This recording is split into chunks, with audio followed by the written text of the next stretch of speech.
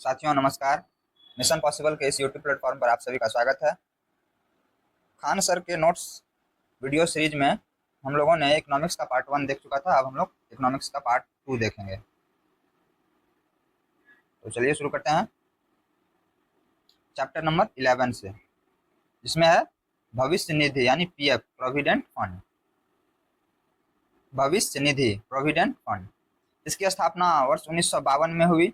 यह एक अनिवार्य सेवानिवृत्ति बचत योजना है जिसका प्रबंधन कर्मचारी भविष्य निधि संगठन ईपीएफओ द्वारा किया जाता है। इसे खोलने के लिए कर्मचारी को कहीं जाने की जरूरत नहीं है।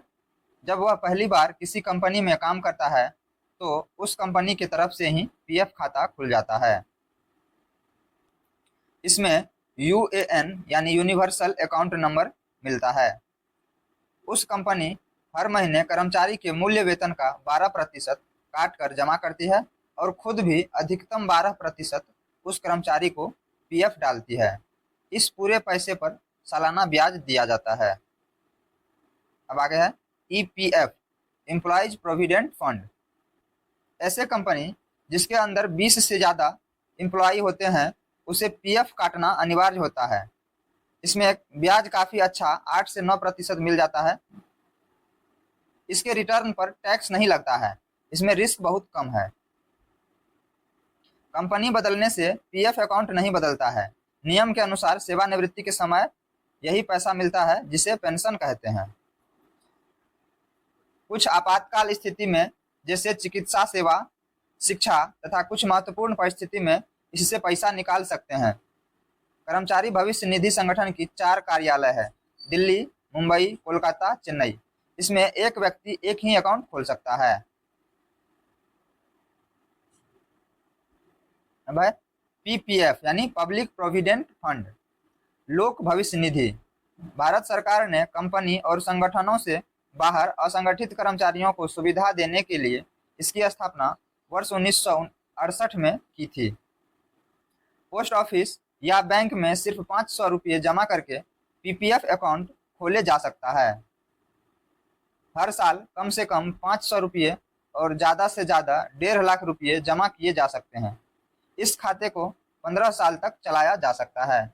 15 साल पूरे होने पर अपने खाते को 5 साल के लिए आगे बढ़ाया जा सकता है। इसमें 7 से 8% तक ब्याज मिलती है। देश का कोई भी नागरिक, बच्चा, वयस्क या वरिष्ठ पीपीएफ अकाउंट खुलवा सकता है। इसमें एक व्यक्ति एक ही अकाउंट खोल सकता है।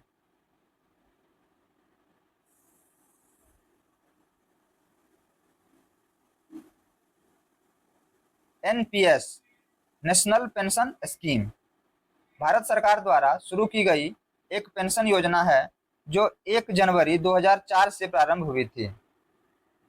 यह एक इन्वेस्टमेंट स्कीम है जो बाजार आधारित रिटर्न की गारंटी देती है।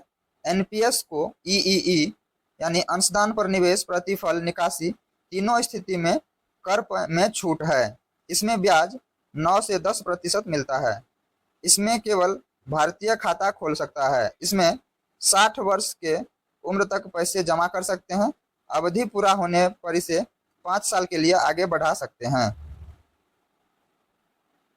ग्रेच्युटी, एक कंपनी में लंबे समय तक काम करने वाले कर्मचारी को सैलरी, पेंशन, पीएफ के अलावा ग्रेच्युटी भी दी जाती है। ग्रेच्युटी किसी कर्मचारी को कंपनी की ओर से मिलने वाला रिवार्ड होता है। ग्रेच्युटी का छोटा हिस्सा सैलरी से कटता है, लेकिन बड़ा हिस्सा कंपनी की तरफ से दिया जाता है। जो कर्मचारी किसी कंपनी में 5 साल तक काम करता है तो वह ग्रेच्युटी का हकदार हो जाता है।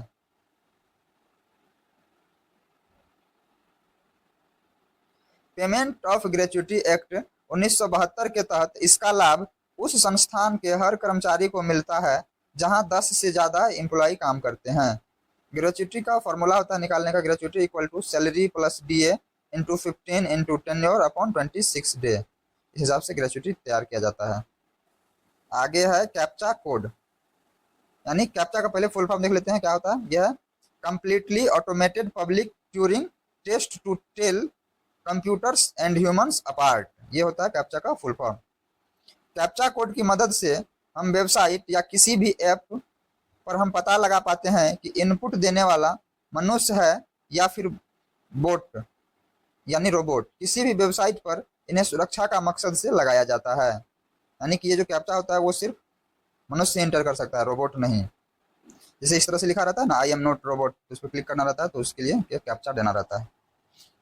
यह एक तरह का एडवांस कैप्चा कोड है जिसमें कोई भी अक्षर नहीं भरना होता, बल्कि इसमें सिर्फ चेक बॉक्स यानी सही का निशान लगाना होता है। जो क्लिक करते ही उसका आईपी एड्रेस, ईमेल, फोन के आधार पर सॉफ्टवेयर अंदाजा लगा लेता है कि आप मनुष्य हैं या बोट।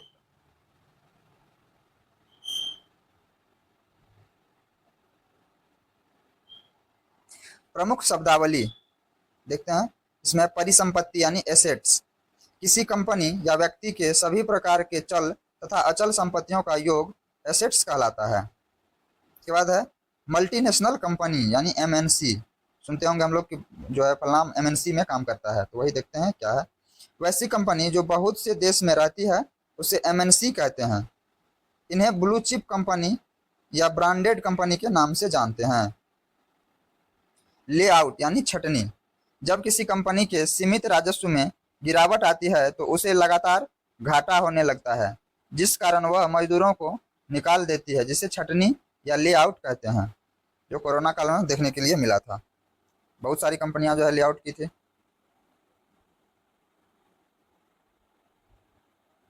नई आर्थिक नीति 1991। देश जब स्वतंत्र हुआ तो विदेशी कंपनियों को भारत के व्यापार पर प्रतिबंध लगा दिया गया। 1975 में सरकार जनता के लिए लुभावनी योजना लाने लगी, जिससे कि भारत सरकार का खर्च बढ़ गया। इस पर सरकार ध्यान नहीं दी और 1991 में स्थिति ऐसी आई कि भारत सरकार के पास मात्र 15 दिन के पैसे बचे थे। अतः सरकार ने बैंक ऑफ इंग्लैंड में भारत का सोना गिरवी रख सके, यहाँ पे होगा गिरवी रख के लगभग 300 करोड़ रुपए लाए। इसके बाद ही भारत सरकार ने अपनी नीतियों को बदला, जिसे नई आर्थिक नीति कहते हैं।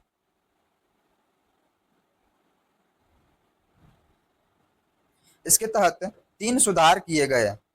निजीकरण यानी प्राइवेटाइजेशन, इसके तहत सरकार ने रेलवे, परमाणु तथा अंतरिक्ष विभाग को छोड़कर शेष विभागों में प्राइवेट कंपनियों को आने का अनुमति दे दिया, जिससे कि भारत में तेजी से विकास हुआ और सरकारी खर्च बच गया। निजीकरण से सर्वाधिक लाभ इस्पात, विद्युत तथा मोटर उद्योग को हुआ। दूसरा है पूंजी बाजार यानी कैपिटल मार्केट, वैसा बाजार जिसे प्रारंभ करने के लिए बहुत अधिक धन की लागत हो पूंजी बाजार कहलाता है, जैसे इस्पात, तेल शोधक कारखाना, वायुयान इत्यादि। आगे है विनिवेश, री इन्वेस्टमेंट।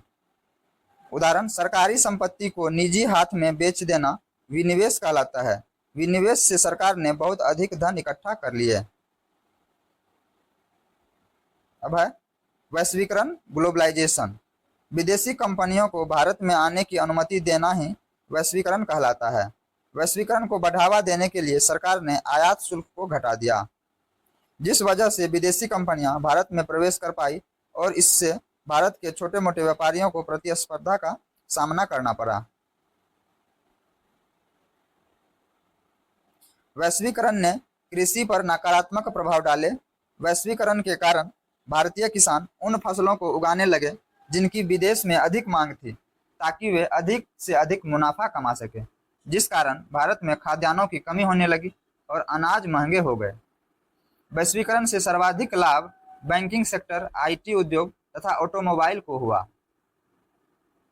वैश्वीकरण से सर्वाधिक लाभ 1995 के बाद हुआ, क्योंकि इस समय इंटरनेट भारत में आ गया था। वैश्वीकरण से हम अधिक निर्यात नहीं कर सके, जिस कारण व्यापार घाटा बढ़ने लगा। अगला है उदारीकरण यानी लिबरलाइजेशन। निजी तथा विदेशी कंपनियों को छूट देना ही उदारीकरण कहलाता है। उदारीकरण के कारण ही आयात शुल्क घटा दिया गया। इसमें है कुछ शब्द, टेरिस देखते हैं। आयात पर लगने वाले कर को टेरिस कहते हैं।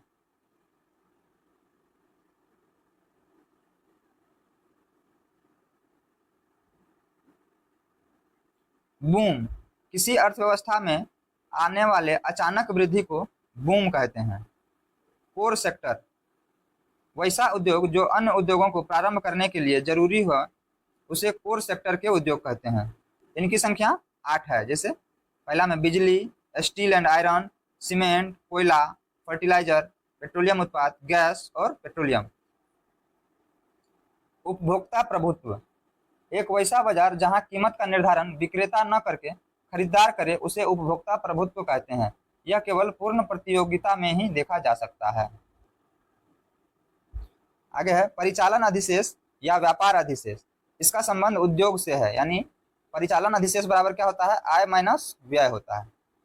यदि परिचालन अधिशेष धनात्मक होगा तो उद्योग को लाभ होगा।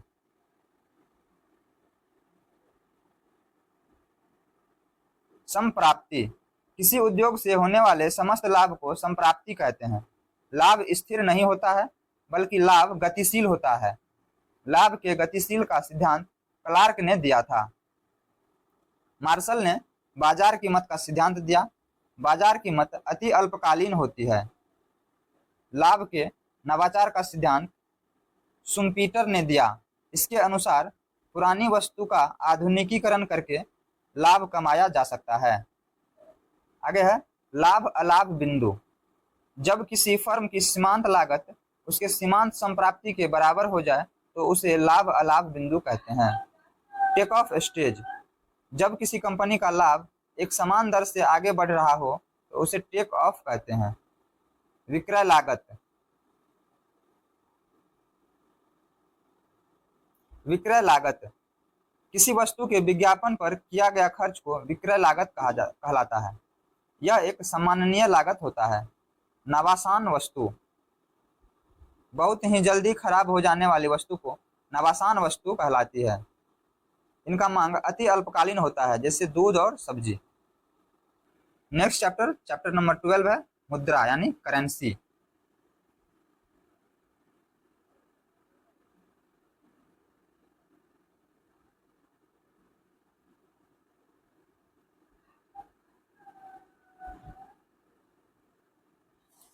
मुद्रा करेंसी, यह किसी वस्तु के विनिमय के काम में आती है। यह दो वस्तु में अंतर स्पष्ट कर सकती है। यह गुणवत्ता की पहचान कर सकती है। यह अर्थव्यवस्था का आधार होता है। देखते हैं हम लोग मुद्रा के प्रकार यानी टाइप्स ऑफ करेंसी। पहला है धातु मुद्रा, मेटल करेंसी। इस मुद्रा का आंतरिक मूल्य होता है, यानी कि अर्थात धातु की अहमियत होती है। इसमें टूट फूट होने पर मूल्य में अंतर नहीं होता है, जैसे सोना या चांदी का सिक्का। नेक्स्ट है कागजी मुद्रा यानी पेपर करेंसी। इस मुद्रा का कोई आंतरिक मूल्य नहीं होता है, बल्कि इस पर किए गए हस्ताक्षर, रंग तथा फोटो का महत्व होता है, जैसे भारत का रुपया। आगे है प्लास्टिक मुद्रा यानी प्लास्टिक करेंसी। बैंक तथा कंपनियों द्वारा जारी किए गए डेबिट एवं क्रेडिट कार्ड को प्लास्टिक मनी कहते हैं, जैसे एटीएम कार्ड। आगे है विधिग्रह मुद्रा यानी legal tender currency. Legal tender currency किसी देश के अंदर की वैसी मुद्रा जिसे स्वीकार करना अनिवार्य हो उसे विधिग्रह मुद्रा कहते हैं। जैसे जापान में येन और भारत में रुपया, उदाहरण के तौर पर देख सकते हैं।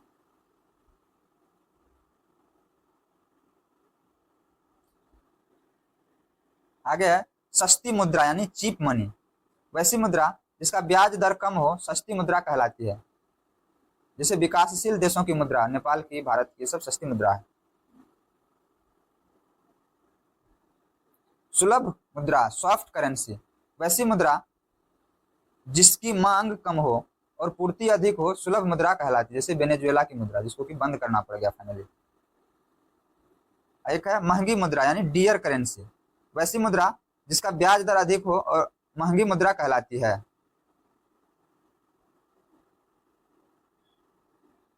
दुर्लभ मुद्रा हार्ड करेंसी, इस मुद्रा का मांग अधिक होता है और पूर्ति कम होती है, यानी जैसे डॉलर, ये दुर्लभ मुद्रा है। आगे है गर्म मुद्रा यानी हॉट करेंसी। वैसी मुद्रा जिसके मूल्य बहुत तेजी से परिवर्तन हो तथा वह लाभ वाले स्थान पर चली जाए गर्म मुद्रा कहलाती है। इसका प्रयोग बड़े उद्योगपति तथा व्यापारी करते हैं। अब है प्रतिबंधित मुद्रा रेस्ट्रिक्टेड करेंसी। वैसी मुद्रा जो IMF के NEER का पालन न करके अपने देश की मुद्रा को स्वतः घटा बढ़ा देती है, प्रतिबंधित मुद्रा कहलाती है। जैसे चीन का युआन, ये प्रतिबंधित मुद्रा है। डिजिटल करेंसी, वैसी मुद्रा जो इलेक्ट्रॉनिक रूप में हो, डिजिटल करेंसी कहलाती है। जैसे क्रिप्टो करेंसी। देखते हैं क्रिप्टो करेंसी क्या है। यह एक वर्चुअल मुद्रा है। यह एक विशेष प्रकार की सॉफ्टवेयर से बना है जिसका केवल ऑनलाइन लेन देन ही संभव है।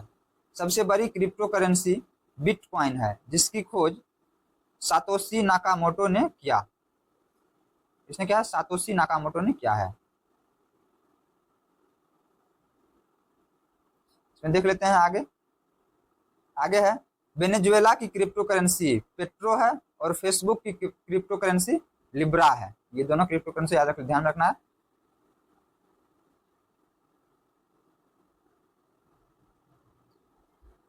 विमुद्रीकरण यानी डिमोनिटाइजेशन। जब देश में काला धन अधिक बढ़ जाए तो सरकार नोट बदल देती है, जिससे काला धन स्वतः समाप्त हो जाता है। भारत में सर्वप्रथम वर्ष 1946 ईस्वी में विमुद्रीकरण किया गया था। स्वतंत्र भारत में पहली बार विमुद्रीकरण वर्ष 1978 ईस्वी में मोरारजी देसाई द्वारा किया गया, जबकि दूसरी बार विमुद्रीकरण 8 नवंबर 2016 को नरेंद्र मोदी जी के द्वारा किया गया है। अवमूल्यन है डिवैल्यूएशन। जब अपने देश की मुद्रा को जानबूझकर गिरा दिया जाता है तो उसे अवमूल्यन कहते हैं। अवमूल्यन से निर्यात बढ़ जाता है और विदेशी मुद्रा भंडार में वृद्धि हो जाती है। इससे निर्यातक देश को लाभ होता है, किंतु आयातक देश को घाटा होता है।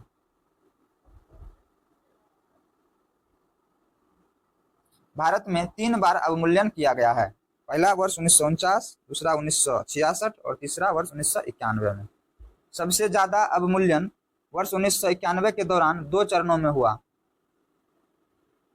यानी 2 चरणों में अवमूल्यन हुआ। Number SDR special drawing right, इसका प्रारंभ IMF ने किया। SDR को कागजी स्वर्ण कहा जाता है, यानी पेपर गोल्ड। अंतर्राष्ट्रीय व्यापार SDR के 5 मुद्रा में से किसी एक में हो सकती है। SDR में निम्न 5 मुद्राएं आती है। पहला है डॉलर USA की, पाउंड ब्रिटेन की, यूरो यूरोप की, येन जापान की और युआन या रेमनबी है चीन की।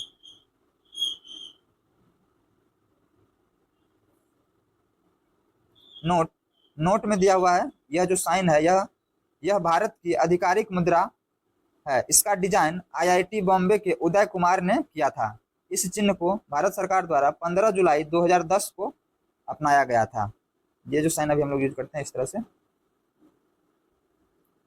ये रुपया भी है और R भी है, ये दोनों को रिप्रेजेंट करता है। ये भारत की आधिकारिक मुद्रा है का डिजाइन है, इसे IIT बॉम्बे के उदय कुमार ने किया था। अब नेक्स्ट चैप्टर है चैप्टर नंबर 13, व्यष्टि अर्थशास्त्र यानी माइक्रो इकोनॉमी। इस अर्थशास्त्र यानी माइक्रो इकोनॉमी में आर्थिक क्रियाओं जैसे मांग एवं पूर्ति का अध्ययन, मूल्य निर्धारण आदि से संबंधित समस्याओं एवं नीतियों का अध्ययन किया जाता है। अल्फ्रेड मार्शल को फादर ऑफ माइक्रो इकोनॉमी कहा जाता है।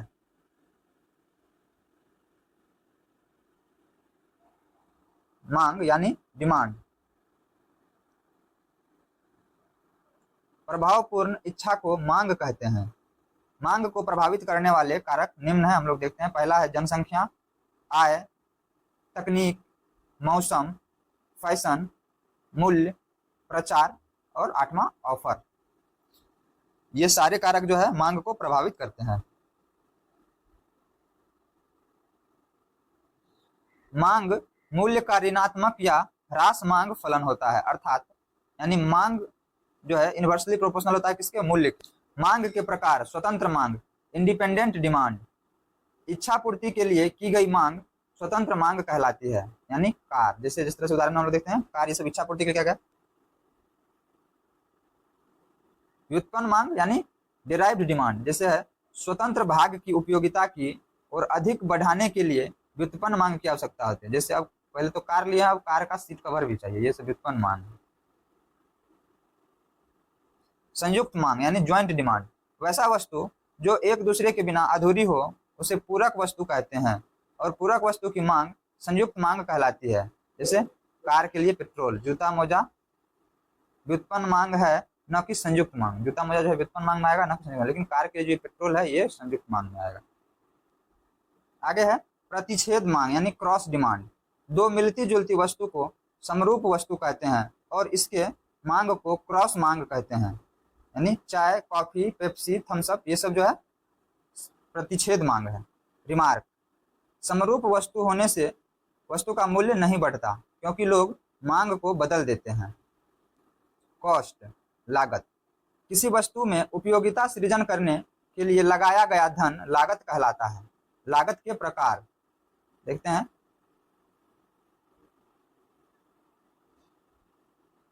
कुल लागत यानी टोटल कॉस्ट, उत्पादन के लिए किया गया अधिकतम खर्च कुल लागत कहलाता है। इसके बाद है औसत लागत यानी एवरेज कॉस्ट, उत्पादन के लिए किया गया आवश्यक धनराशि। आगे है औसत लागत यानी एवरेज कॉस्ट, उत्पादन के लिए खर्च किया गया आवश्यक धनराशि औसत लागत कहलाता है।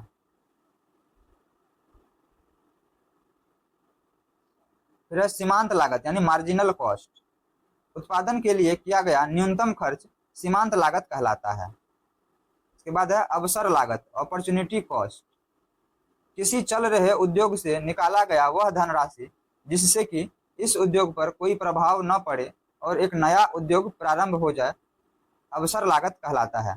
कंपनी अपना विस्तार इसी लागत से करती है। स्थिर लागत फिक्स्ड कॉस्ट, वैसा लागत जो उत्पादन के बढ़ने घटने से नहीं बदलता, स्थिर लागत कहलाती है, जैसे मकान का किराया। आगे है परिवर्तित लागत वेरिएबल कॉस्ट, वैसा लागत जो उत्पादन के बढ़ने घटने से बढ़ता घटता रहता है, परिवर्तित लागत कहलाता है, जैसे बिजली का बिल, कच्चा माल पर खर्च, ये सब वेरिएबल कॉस्ट होता है।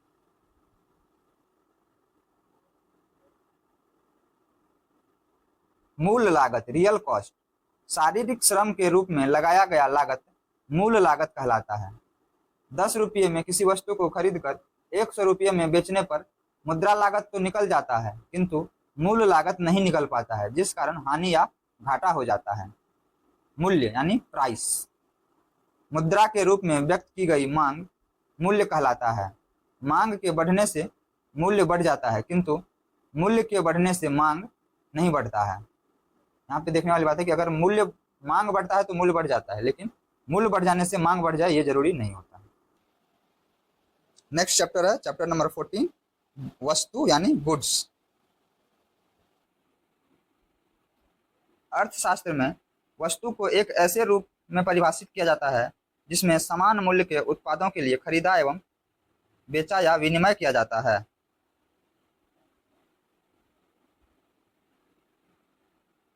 टाइप्स ऑफ गुड्स, पहला है पूरक वस्तु कंप्लीमेंट्री गुड्स, वैसी वस्तु जो एक दूसरे को पूरा कर दे या एक दूसरे के बिना अधूरा हो, इस पर मांग का नियम प्रत्यक्ष रूप से नहीं लगता है, जैसे मोबाइल और सिम, कार और पेट्रोल, ये सब कंप्लीमेंट्री गुड्स हुआ। इसमें एक का मूल्य घटने बढ़ने से दूसरे के मांग पर असर पड़ जाता है। इसके ग्राफ में उल्टा संबंध होता है, इसका ढाल ऋणात्मक होता है यानी स्लोप, नेगेटिव स्लोप होता है। ये इस तरह से इधर कार है इधर पेट्रोल है।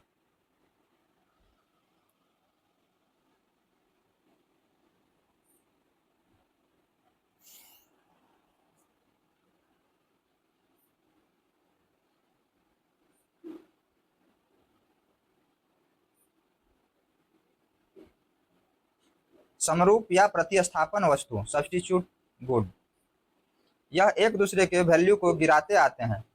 इसमें जब एक का मूल्य बढ़ाएंगे तो व्यक्ति दूसरे का उपयोग करने लगते हैं। जैसे चाय का दाम बढ़ेगा तो कॉफ़ी, और कॉफ़ी का दाम बढ़ जाएगा तो चाय पे आ जाता है लोग। जैसे हम लोग सिम में यूज करते हैं, अभी हाल फिलहाल में जियो ने अपना रिचार्ज बढ़ाया तो लोग BSNL पे जाने लगा। इसे प्रतिस्थापन वस्तु या समरूप वस्तु कहते हैं। इसका ग्राफ सीधा होता है, इसमें पॉजिटिव स्लोप होता है। ये ग्राफ है, इसको देख लेना है। आवश्यक वस्तु कंपलसरी गुड्स, इस वस्तु का मूल्य निर्भर ही नहीं करता।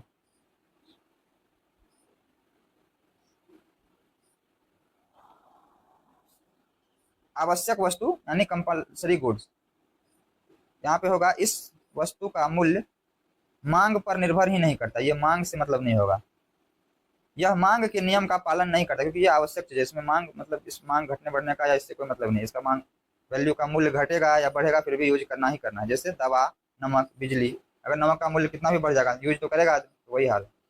अतः ये मूल्य बढ़ने पे इसका मांग निर्भर नहीं करता, ये मांग को नियम को फॉलो नहीं करता।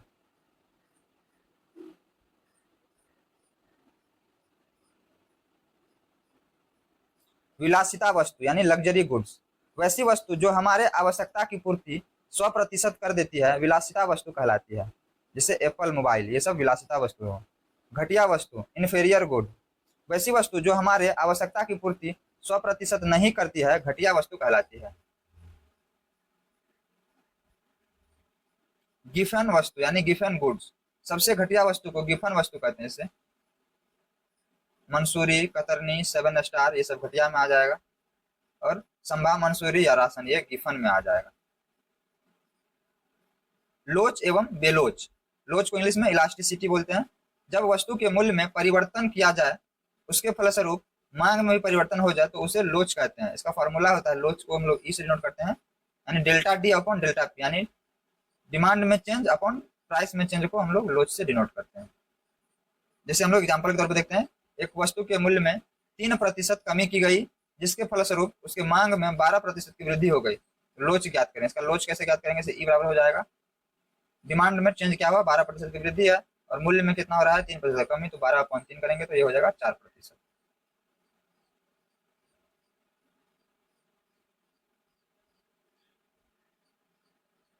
बेलोच इन इलास्टिसिटी, जब मूल्य में परिवर्तन करने पर भी मांग में परिवर्तन न हो उसे बेलोच कहते हैं। जैसे आवश्यक वस्तु, दवा, नमक। बेलोच वस्तुओं के लिए ई 0 होता है। बेलोच वस्तुओं का ग्राफ वाई एक्सिस के समांतर होता है। अब है इकाई लोच, जब मूल्य में परिवर्तन के बराबर परिवर्तन मांग में देखा जाए तो उसे इकाई लोच कहते हैं, यानी यूनिट इलास्टिसिटी कहेंगे।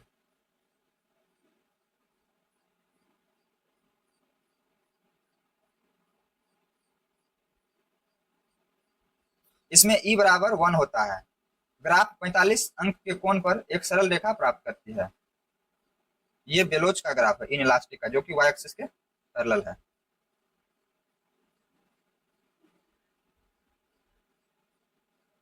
अधिक लोच, जब मूल्य में थोड़ा ही परिवर्तन हो किंतु मांग में परिवर्तन अधिक हो जाए तो उसे अधिक लोच कहते हैं। इसके लिए ई इज ग्रेटर देन 1 होता है, फॉर्मूला वही लगता है।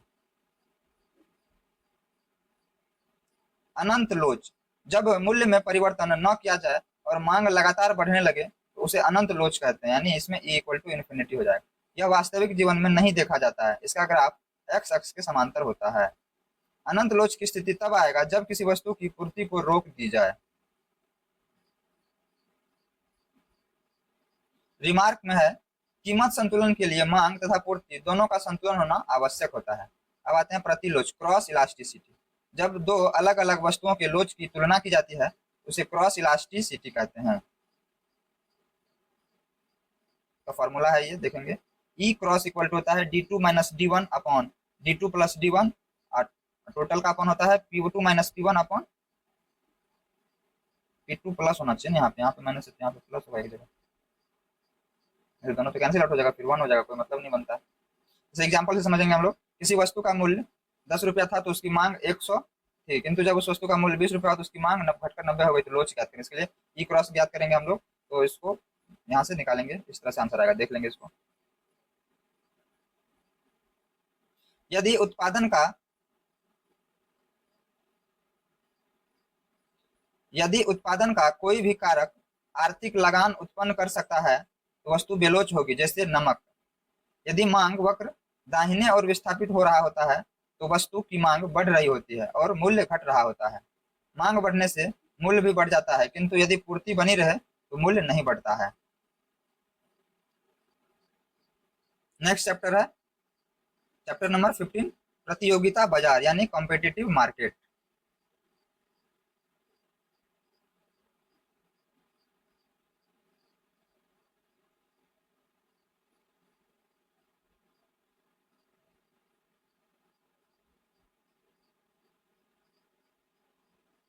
जहां क्रेता एवं विक्रेता के बीच विनिमय के लिए संबंध स्थापित हो जाए उसे बाजार कहते हैं। बाजार के लिए किसी स्थान की आवश्यकता नहीं है, वह ऑनलाइन भी उपलब्ध है। नोट: बाजार के लिए सबसे जरूरी मूल्य होता है। जहां मूल्य कम रहेगा बाजार वहीं स्थापित हो जाएगा।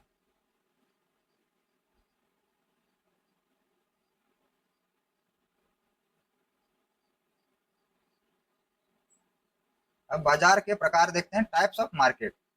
पहला है पूर्ण प्रतियोगिता यानी परफेक्टली कम्पिटिटिव, और अपूर्ण प्रतियोगिता इम्परफेक्टली कम्पिटिटिव। इम्परफेक्टली कम्पिटिटिव को भी फिर 3 पार्ट में डिवाइड करते हैं। पहला है एकाधिकार यानी मोनोपोली, एकाधिकार प्रतियोगिता मोनोपोलिस्टिक। तीसरा है अल्पाधिकार यानी ओलिगोपोली। पूर्ण प्रतियोगिता परफेक्टली कम्पिटिटिव में देखते हैं, इसमें विक्रेता तथा क्रेता दोनों ही बहुत अधिक होते हैं। इस बाजार की निम्नलिखित विशेषता है: इस बाजार में समरूप वस्तुएं बहुत ही ज्यादा मिल जाती है। इस बाजार में बिना किसी रुकावट के नए फर्म के प्रवेश की पूरी छूट होती है। इस बाजार में वस्तु गतिशील होती है। बाजार में मूल्य बहुत ही कम होती है तथा वस्तु कम मूल्य पर बेची जाती है, एवं बाजार में लागत बहुत ही कम होता है।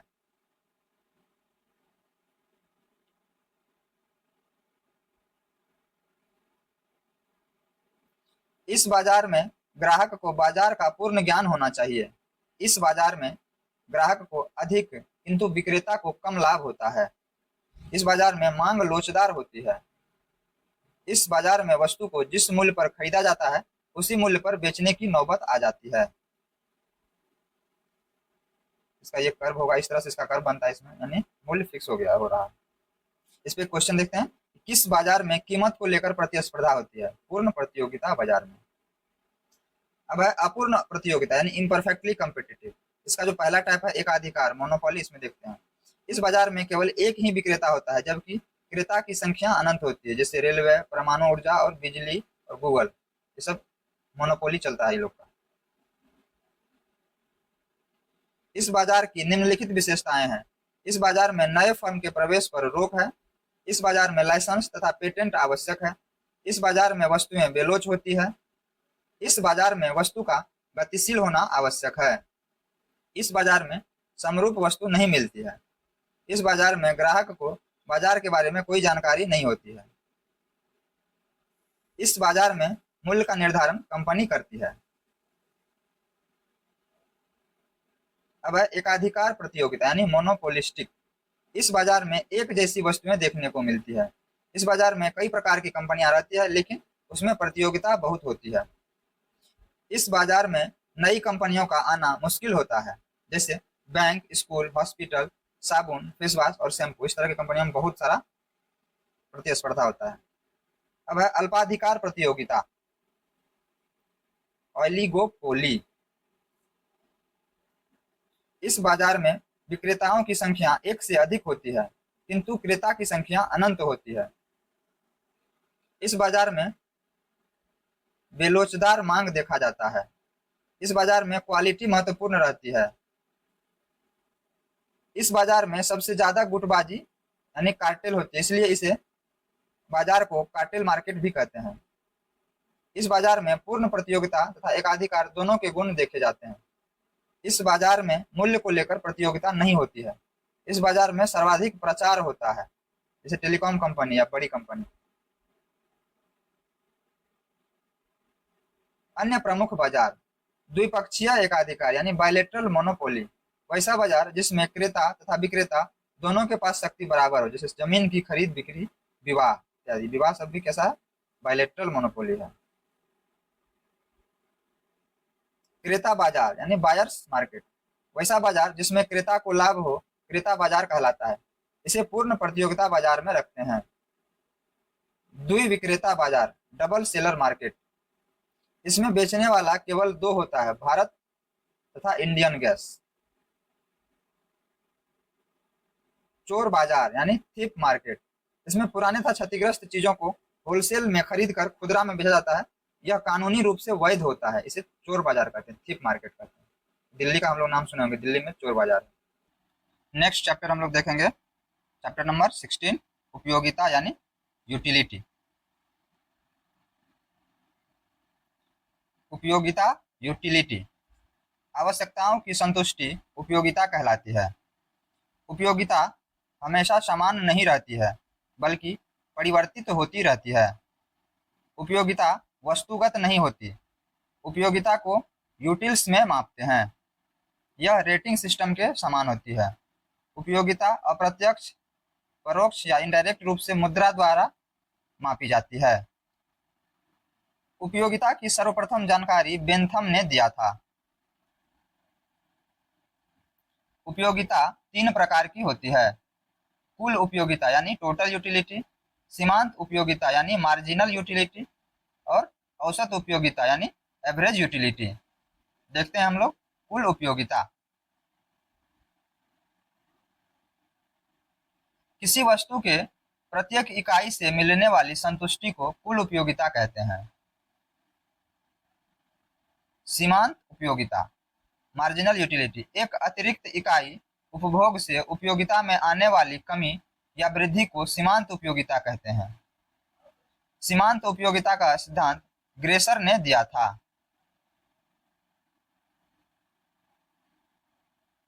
जैसे एग्जाम्पल के लिए हम लोग देखते हैं, सेब की इकाई दी रखी है, इसके बाद कुल उपयोगिता यानी टोटल यूटिलिटी और सीमांत उपयोगिता यानी मार्जिनल यूटिलिटी दिया हुआ है। तो इसका देखते हैं।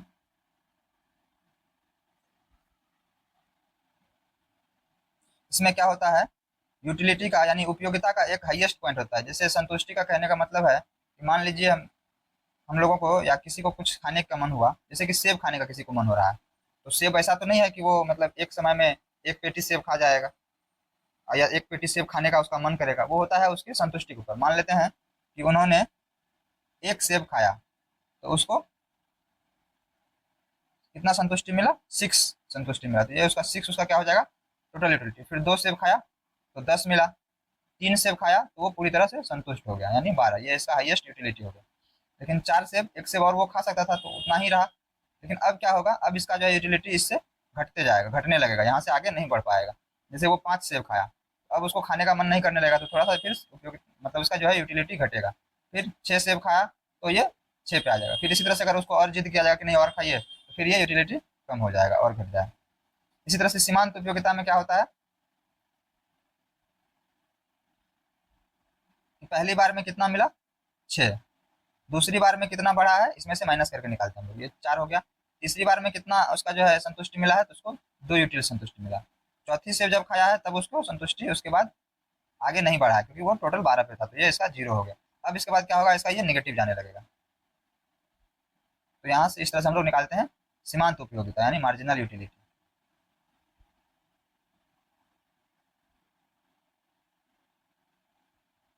इसका फॉर्मूला होता है total utility equal to summation of marginal utility. तीसरे इकाई पर कुल उपयोगिता यानी टोटल यूटिलिटी इक्वल टू क्या होगा, समेशन ऑफ मार्जिनल यूटिलिटी यानी 2 + 4 + 6 बराबर कितना हो जाएगा, 12। इसी तरह से अगर पूछा जाए कि पांचवें इकाई पर कुल उपयोगिता यानी टोटल यूटिलिटी, तो कितना हो जाएगा, समेशन ऑफ एमयू कितना हो जाएगा, -2 + 0 + 2 + 4 + 6 इक्वल टू कितना हो जाएगा, 10। इस तरह से हम लोग निकालते हैं। Total utility equal to formula याद रखना है, समेशन ऑफ मार्जिनल यूटिलिटी। इसी तरह से हम लोग छठे इकाई पर भी टोटल यूटिलिटी निकाल सकते हैं, कितना हो जाएगा, 6 यूनिट। अब केस 1 देखते हैं। इसमें जब सीमांत उपयोगिता यानी एमयू धनात्मक हो तो कुल उपयोगिता बढ़ता है, और आगे और है केस 2। इसमें है जब सीमांत उपयोगिता 0 हो तो कुल उपयोगिता अधिकतम यानी मैक्सिमम या तृप्त होती है। केस 3 है जब सीमांत उपयोगिता ऋणात्मक हो तो कुल उपयोगिता घटती है।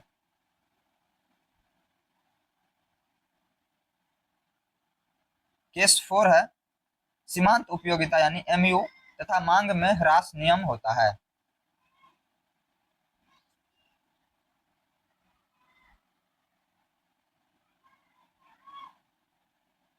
जैसे क्या होगा,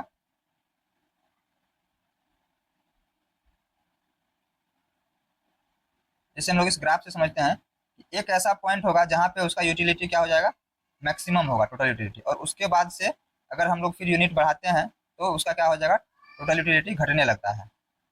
यानी कि वहां से मार्जिनल यूटिलिटी नेगेटिव में चला जाता है तो वो टोटल यूटिलिटी घटने लगता है। और टोटल यूटिलिटी में क्या है कि जो पहली बार में आया तो वो पहली बार ही मैक्सिमम आएगा, उसके बाद उससे मैक्सिमम कभी आगे नहीं आ सकता है, वो हमेशा नीचे ही जाएगा, उसका यूटिलिटी जो है हमेशा मार्जिनल यूटिलिटी नीचे ही जाता है। अब अगला है औसत उपयोगिता यानी एवरेज यूटिलिटी। कुल उपयोगिता तथा कुल इकाई के अनुपात को औसत उपयोगिता यानी एवरेज यूटिलिटी कहते हैं। सीमांत उपयोगिता तथा औसत उपयोगिता में सीधा संबंध होता है। जैसे एवरेज यूटिलिटी इक्वल टू क्या होता है, टोटल यूटिलिटी अपॉन कुल इकाई यानी क्वांटिटी। कुल इकाई के अनुपात को क्या कहते हैं, सीमांत उपयोगिता। इसी पे बेस्ड कुछ क्वेश्चंस हैं, जिसे आप लोग थोड़ा वीडियो पॉज कर करके देख लीजिएगा। हम इसको एक एक करके आगे बढ़ा देते हैं।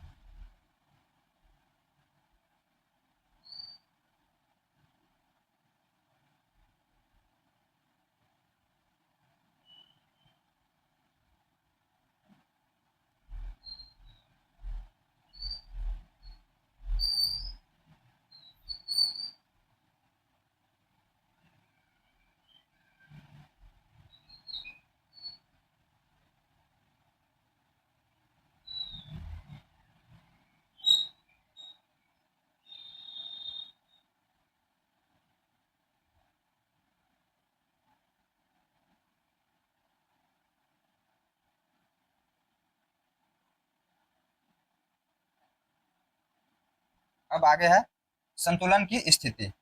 संतुलन की स्थिति वह स्थिति होती है जब मार्केट प्राइस पर खरीदी गई वस्तु से हमें अधिकतम संतुष्टि प्राप्त हो जाती है, यानी एमआरपी इक्वल टू पूर्ण संतुष्टि अगर हो जाता है तो उसे हम लोग संतुलन की स्थिति कहते हैं।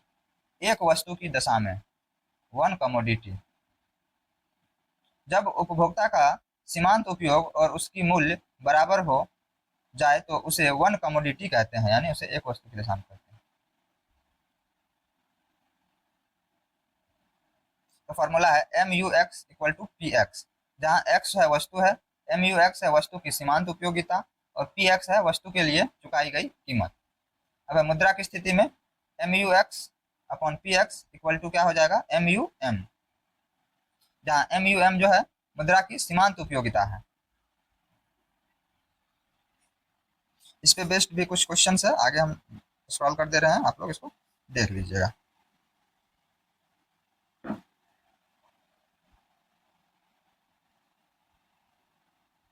अब है दो वस्तु की दशा में यानी टू कमोडिटी, जब पहली वस्तु की सीमांत उपयोगिता और उसके मूल्य का अनुपात तथा दूसरे वस्तु के सीमांत की उपयोगिता और उसके मूल्य का अनुपात समान हो तो उसे टू कमोडिटी कहते हैं। यानी क्या हो जाएगा, M U X upon P X equal to M U Y upon P Y equal to M U M, तब इसे क्या बोलेंगे हम लोग, टू कमोडिटी। अब आगे इसमें भी दो केस बनेगा, पहले तो वस्तु एक्स के लिए ग्रेटर होगा और दूसरी बार में वस्तु वाई के लिए ग्रेटर होगा। जैसे हम लोग देख रहे हैं यहाँ पे M U X upon P X is greater than M U Y upon P Y, जहाँ M U X upon P X is equal to M U Y upon P Y करने के लिए हमें एक्स को ज़्यादा उपभोग करना पड़ेगा, क्योंकि उपयोगिता ह्रास नियम के अनुसार अधिक उपयोग करने से उपयोगिता घटती है। उसी तरह आगे है, अगर M U Y upon P Y is greater than M U X upon P X, यहाँ पे क्या हो जाएगा, M U Y upon P Y equal to M U X upon P X करने के लिए हमें वाई को ज़्यादा उपयोग करना पड़ेगा, क्योंकि उपयोगिता ह्रास नियम के अनुसार अधिक उपयोग करने से उपयोगिता घटती है। यानी कि जो बड़ा रहेगा उसको ज़्यादा उपयोग करेंगे तब जाके ये दोनों बराबर हो पाएगा। सिंपल सा बात ये है। अब है सीमांत राजस्व। जब आप किसी वस्तु का उत्पादन करते हैं या बेचते हैं तो आप मूल्य को बढ़ाते या घटाते हैं, तो उससे बिकने वाली वस्तु की मात्रा भी बढ़ या घट जाएगी। तो इसे सीमांत राजस्व का फॉर्मूला देखते हैं हम लोग, क्या है, P2 into Y two minus P1 into Y one, ये इसका फॉर्मूला होता है।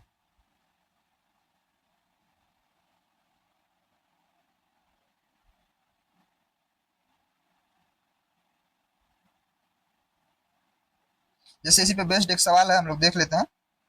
कह रहा है कि यदि एक अधिक मजदूर बढ़ाने पर ईंट निर्माण में उत्पादन की इकाई 2000 से 2250 इकाई प्रतिदिन तक पहुंच जाती है, लेकिन ईंट निर्माता को प्रति इकाई दर 15 रुपया से 14 रुपया तक करनी पड़ जाती है, तो उसे अंतिम मजदूर का सीमांत राजस्व होगा। कैसे निकालेंगे हम लोग इसमें? वही फॉर्मूला लगाना है, P2Y2 and P1Y1। Sorry, P2 यानी दाम यहाँ से यहाँ चेंज हो रहा है और ये Y2 हो गया, इतना काम आ रहा है, तो P2 into Y2 and P1 into Y1। तो हम लोग ने किया P2Y2 P1 में, तो माइनस करने पे कितना आ रहा है? 1500। ये इसका हो जाएगा सीमांत राजस्व। उपभोक्ता अधिशेष यानी कंज्यूमर सरप्लस। जब ग्राहक वास्तविक मूल्य से भी अधिक मूल्य चुकाने के लिए तैयार हो तो उसे उपभोक्ता अधिशेष कहते हैं। उपभोक्ता अधिशेष बराबर होता है इच्छुक कीमत माइनस वास्तविक कीमत, को कहते हैं हम लोग उपभोक्ता अधिशेष। आगे क्वेश्चन है, इसे हम स्क्रॉल कर दे रहे हैं, देख लीजिएगा आप लोग।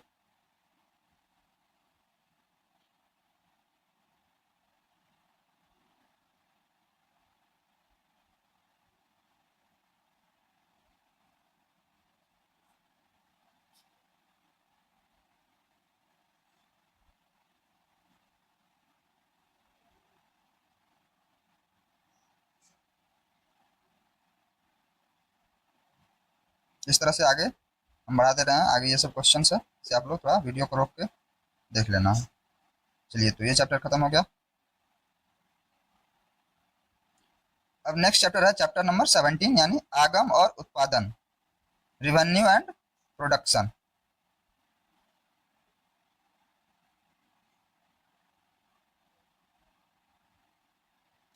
किसी वस्तु या सेवा के उत्पादन के बदले ली गई धनराशि को आगम यानी संप्राप्ति, रिवेन्यू कहते हैं। आगम के प्रकार: कुल आगम यानी टोटल रिवेन्यू, सीमांत आगम मार्जिनल रिवेन्यू, और औसत आगम एवरेज रिवेन्यू। आगे देखते हैं। कुल आगम यानी टोटल रिवेन्यू TR, किसी फर्म द्वारा वस्तु की बेची गई मात्रा को कीमत से गुना करने पर जो गुणनफल प्राप्त होता है उसे कुल आगम कहते हैं। यानी कुल आगम इक्वल टू हो जाएगा क्या? उत्पादन की मात्रा इंटू उत्पादन का मूल्य, यानी TR इक्वल टू एक फॉर्मूला बनेगा Q इंटू P। नेक्स्ट है सीमांत आगम मार्जिनल रिवेन्यू MR, किसी वस्तु की अतिरिक्त इकाई का विक्रय करने पर कुल आगम में जो परिवर्तन आता है उसे सीमांत आगम यानी मार्जिनल रिवेन्यू कहते हैं। जैसे MR इक्वल टू फॉर्मूला आ जाएगा delta TR upon delta Q। यहाँ डेल्टा हम लोग डिनोट करते हैं चेंज के लिए,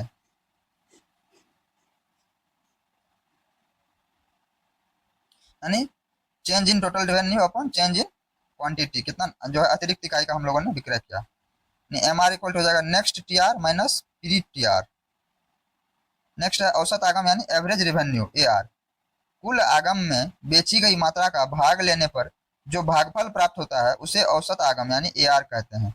यानी हो जाएगा AR equal to TR up divided by Q, तब जो निकलेगा उसे हम लोग बोलेंगे एवरेज रिवेन्यू। यानी औसत आगम बराबर हो जाएगा कुल आगम को डिवाइड करना है बेची गई मात्रा से। जैसे एक चार्ट दिया हुआ है, इसे देख लेना है। अब नेक्स्ट है उत्पादन यानी प्रोडक्शन, किसी वस्तु या सेवा में उपयोगिता का सृजन करना उत्पादन कहलाता है। उत्पादन के कुल 4 कारक है, ये हम लोगों ने पहले भी देखा था। भूमि, श्रमिक, उद्यमी और पूंजी, ये चारों क्या है? उत्पादन के कारक हैं। अब देखेंगे हम लोग उत्पादन फलन प्रोडक्शन फंक्शन। उत्पादन तथा उत्पादन साधनों के मध्य पाया जाने वाला फलनिक भौतिक तथा गणितीय संबंध उत्पादन फलन कहलाता है। यानी उत्पादन के प्रकार होते हैं कितने? कुल उत्पादन यानी टोटल प्रोडक्शन, सीमांत उत्पादन यानी मार्जिनल प्रोडक्शन, और औसत उत्पादन यानी एवरेज प्रोडक्शन। देखते हैं हम लोग कुल उत्पादन टोटल प्रोडक्शन, एक निश्चित अवधि में सभी साधनों का प्रयोग करके कुल जितना उत्पादन प्राप्त किया जाता है उसे कुल उत्पादन कहते हैं। यानी TP equal to sum of MP, कुल उत्पादन इक्वल टू सीमांत उत्पादन का जोड़ होता है। और नेक्स्ट है TP equal to AP into Q, यानी कुल उत्पादन इक्वल टू औसत उत्पादन गुना श्रम की मात्रा, ये भी एक फॉर्मूला होता है। नेक्स्ट है सीमांत उत्पादन मार्जिनल प्रोडक्शन MP, श्रम की अतिरिक्त मात्रा में वृद्धि करने पर कुल उत्पादन में जो परिवर्तन आता है उसे सीमांत उत्पादन कहते हैं। यानी MP equal to next TP minus pre TP करेंगे तो क्या होगा, सीमांत उत्पादन मिलेगा। अब है औसत उत्पादन, एवरेज प्रोडक्शन यानी एपी। कुल उत्पादन में श्रमिकों की मात्रा का भाग लगाने पर प्राप्त भागफल औसत उत्पादन कहलाता है। यानी एपी इक्वल टू क्या हो जाएगा, T Q upon Q L.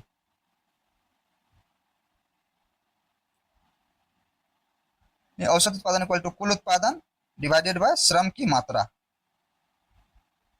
इसका भी एक चार्ट दिया हुआ है, इस चार्ट को हम लोग देख लेंगे। इसमें सारे में रिलेशन दिया हुआ है, मशीन है, क्वालिटी है, सॉरी मशीन है, क्वांटिटी है, इसके बाद टोटल प्रोडक्शन है, मार्जिनल प्रोडक्शन है और एवरेज प्रोडक्शन है। कैसे निकालेंगे वो फॉर्मूला दिया हुआ, उसी से हम लोग निकाल के चेक करेंगे।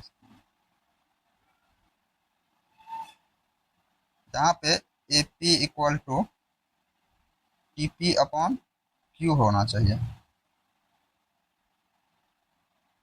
टी क्यू नहीं, टी पी अपॉन क्यू, तभी ना होगा। ये कुल उत्पादन बटे श्रम की मात्रा, तो कुल उत्पादन को टोटल प्रोडक्शन टीपी और श्रम की मात्रा को हम लोग क्यू से डिनोट करते हैं, तो ये फॉर्मूला बनेगा इसका। आगे देखते हैं हम लोग, इसमें चार कंडीशन है कि अगर हम लोग यानी क्यू इंक्रीज कर रहे हैं, पी डिक्रीज हो रहा है। पहला हो रहा है क्यू का, यानी क्यू से मतलब रखेंगे श्रम की मात्रा और पी से होगा प्रोडक्शन। अगर श्रम की मात्रा बढ़ रहा है और प्रोडक्शन घट रहा है, ये पहला कंडीशन। दूसरा है कि श्रम की मात्रा बढ़ रहा है और प्रोडक्शन भी बढ़ रहा है, तो ये आइडियल कंडीशन बनेगा। और ये है कि अगर क्यू की मात्रा यानी श्रम की मात्रा घट रही है तो प्रोडक्शन भी घट रही है। दूसरा है श्रम की मात्रा घट भी रही है और प्रोडक्शन फिर भी बढ़ रहा है। ये चार कंडीशन। अब हम लोग देखते हैं यहाँ पे संतुलन यानी बैलेंस रिवेन्यू। इस स्थिति में पूर्ति यानी सप्लाई को मांग डिमांड के बराबर रखना होता है। पूर्ण प्रतियोगिता बाजार में सप्लाई डिमांड के बराबर होता है। सीमांत लागत सीमांत राजस्व के बराबर होता है, तब उसको क्या हम लोग बोलेंगे, बैलेंस रिवेन्यू। अब इस पे बेस्ड एक दो क्वेश्चन है, उसको देख लेना है, उसके बाद ये चैप्टर भी खत्म।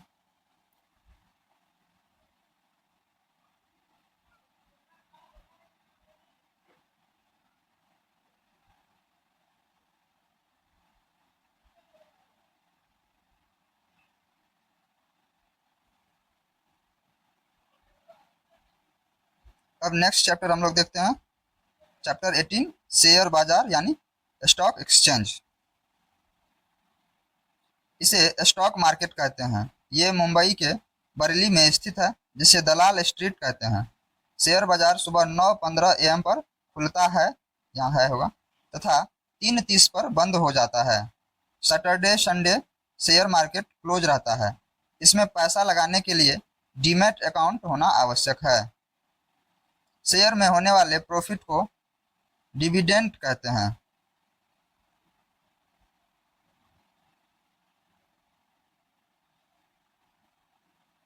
शेयर की खरीद बिक्री फ्री फ्लॉट के आधार पर की जाती है, अर्थात शेयर को न तो जबरदस्ती खरीदा जा सकता है और ना ही बेचा जा सकता है। कंपनी को जितने धन की आवश्यकता होती है वह उसका छोटा छोटा टुकड़ा कर देती है, जिसे शेयर कहते हैं। यानी जैसे एग्जाम्पल के तौर पे हम लोग देखते हैं कि एक फैक्ट्री खोलने के लिए 10 लाख रुपये चाहिए, लेकिन कंपनी के पास कितना है, जो कंपनी का ऑनर है 4 लाख, आवश्यकता है उसके पास और 6 लाख की। तो उन्होंने क्या किया, 6 लाख के लिए शेयर निकाल दिया। कितने का, 500 का शेयर का प्राइस रख दिया, तो टोटल 1200 शेयर निकालेगा, तो उसका कितना आ जाएगा, 6 लाख आ जाएगा। भारत में शेयर बाजार सेबी के नियंत्रण में कार्य करते हैं। शेयर बाजार को मुद्रा बाजार या स्टॉक बाजार भी कहते हैं। शेयर बाजार एक संगठित बाजार है, जहां कंपनियों, सरकार व अर्ध सरकारी संस्थानों द्वारा जारी प्रतिभूति का क्रय विक्रय होता है। प्रत्येक शेयर बाजार की एक प्रबंधन समिति होती है। शेयर बाजार के सभी व्यवहार समिति के नियंत्रण में होते हैं। प्रबंध समिति की कंपनियों को शेयर बाजार में सूचीबद्ध यानी लिस्टिंग करते हैं। बिना कंपनी को सूचीबद्ध कराए उस कंपनी के शेयर को नहीं बेचा जा सकता है।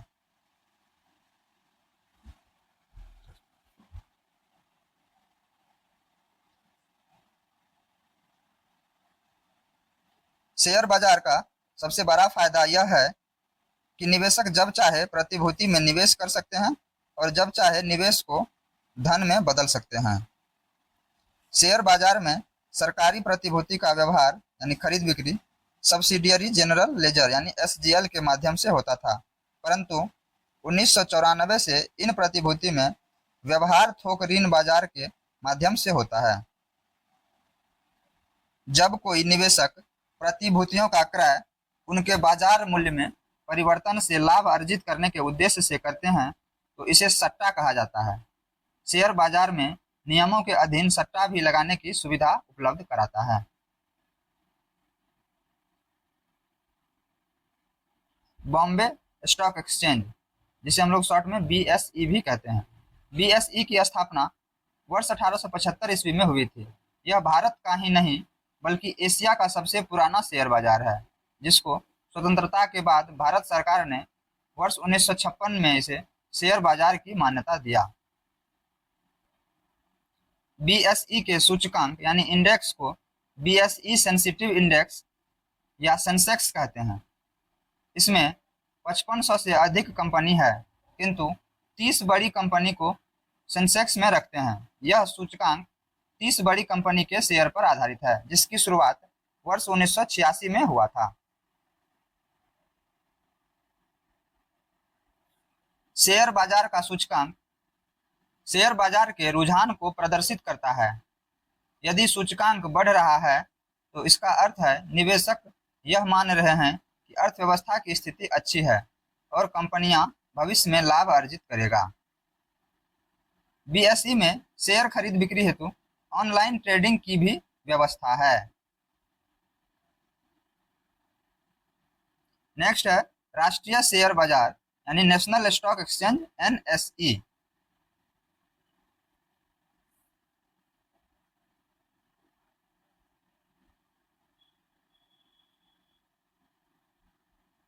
BSE में केवल बड़े बड़े कंपनी का ही शेयर बिकते थे, अतः शेरवानी कमेटी के सिफारिश पर NSE की स्थापना नवंबर 1992 में एक पब्लिक लिमिटेड कंपनी के रूप में किया गया। NSE में ट्रेडिंग हेतु कोई विशेष स्थान नहीं है। यह शेयर बाजार पूरे देश के प्रमुख शहरों में अपनी टर्मिनल स्थापित किए हैं। निवेशक किसी भी टर्मिनल पर जाकर पूर्णतः कंप्यूटरीकृत माध्यम से शेयर खरीद बेच सकते हैं। किसी एक शेयर का मूल्य NSE के सभी टर्मिनल पर समान होते हैं।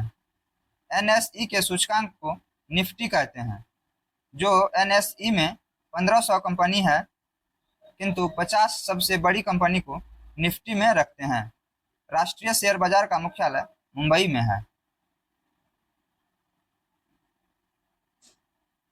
NSE के प्रवर्तक निम्न हैं: IDBI, IFCI, ICICI, LIC, GIC, the SBI Capital Market Limited, the Stock Holding Corporation of India Limited, the Infrastructure Leasing and Financial Limited। Share बाजार पर ट्रेडिंग निम्न 5 चरणों में पूरा होता है। शेयर बाजार में शेयर की खरीद बिक्री करने के लिए सर्वप्रथम दलाल यानी ब्रोकर का चयन करना पड़ता है। दलाल का सेबी में पंजीकृत होना अनिवार्य है। दलाल एक व्यक्ति, साझेदारी फर्म, बैंक अथवा कंपनी हो सकता है, जैसे ग्रो हो गया, जीरोधा हो गया, एंजल हो गया। ये सब क्या है? एक ब्रोकर ऐप है। शेयर की खरीद बिक्री हेतु डीमेट खाता यानी डीमेट अकाउंट खोलना अनिवार्य है। इसी डीमेट खाता में इलेक्ट्रॉनिक रूप से शेयर रखा जाता है या निकाला जाता है। इस समय भारत में 2 डिपॉजिटरी संस्थान यानी डिपॉजिटरी इंस्टीट्यूशन है जो डीमेट खाता खोलती है। पहला है national securities depository limited NSDL और दूसरा है central depository service limited CDSL। निवेशक डिपॉजिटरी पार्टिसिपेंट्स के माध्यम से इन डिपॉजिटरी संस्थान के संपर्क में आते हैं। डिपॉजिटरी पार्टिसिपेंट सेबी के अनुसार दलाल, बैंक या अन्य संस्थान हो सकता है। आदेश देना, प्लेसिंग एन ऑर्डर। डीमेट खाता खुलते ही निवेशक दलाल को प्रतिभूति खरीद या बिक्री हेतु आदेश दे सकता है। यह आदेश व्यक्तिगत रूप से मोबाइल, लैंडलाइन अथवा ईमेल पर दी जा सकती है। आदेश देते समय निवेशक दलाल को क्रय विक्रय की जाने वाली शेयर की जानकारी देता है और यह भी बता देता है कि सौदा किस मूल्य तक करना है।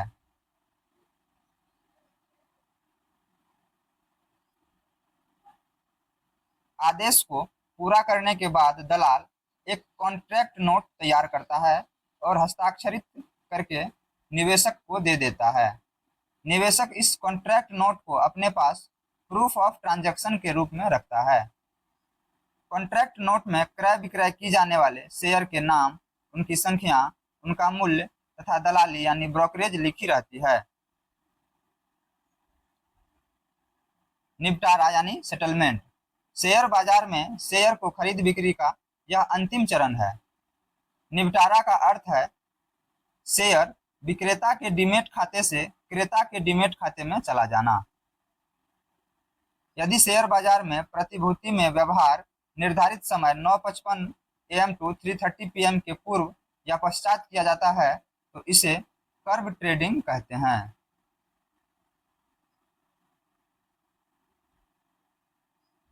भारतीय प्रतिभूति एवं विनिमय board, securities and exchange board of India SEBI, निवेशकों की हितों की रक्षा करने के लिए शेयर बाजार को नियंत्रित किया जाना अति आवश्यक है।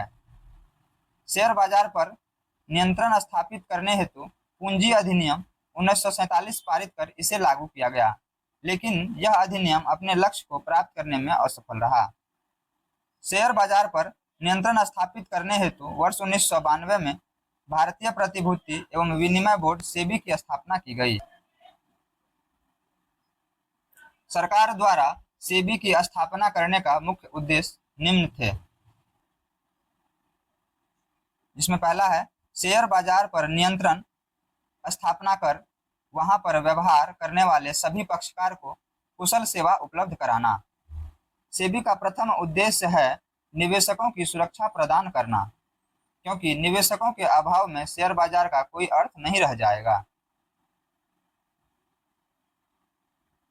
आंतरिक ट्रेडिंग को रोकना और करने वाले को दंडित करना, दलालों पर नियंत्रण रखना। देखते हैं आंतरिक ट्रेडिंग यानी इनसाइडर ट्रेडिंग क्या है।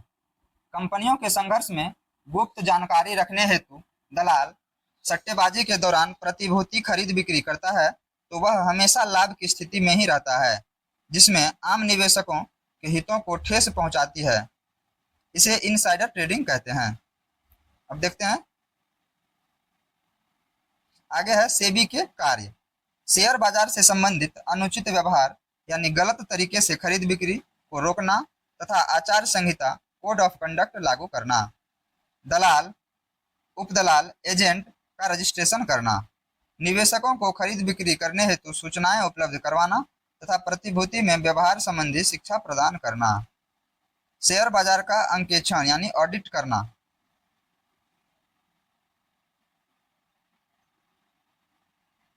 क्रेडिट रेटिंग एजेंसी का रजिस्ट्रेशन एवं संचालन करना। अगला है म्यूचुअल फंड। यह ऐसी संस्था है जो छोटे निवेशकों से धन एकत्र करके शेयर बाजार में निवेश करती है। यह एक निश्चित तिथि के बाद समाप्त हो जाती है। म्यूचुअल फंड का आरंभ वर्ष 1964 ईस्वी में यूनिट ट्रस्ट ऑफ इंडिया यानी यूटीआई की स्थापना के साथ हुआ।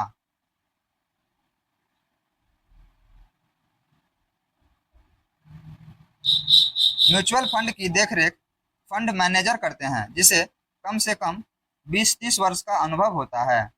यह पैसा आम आदमी से लेता है और उसके लाभ का 2% हिस्सा लेता है। म्यूचुअल फंड्स 10 से 12% रिटर्न देता है।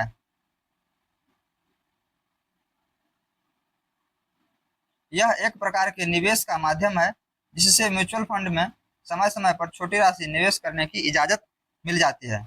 इसमें कम से कम 500 रुपये से निवेश शुरू होता है। यह निवेश साप्ताहिक, मासिक, तिमाही या वार्षिक कोई भी हो सकती है। यह हर साल में 8 से 10% रिटर्न देता है। अब है तेजड़िया यानी बुल। यह शेयर के उठने की प्रतीक्षा करता है और मंदरिया यानी बियर, यह शेयर के गिरने की प्रतीक्षा करता है।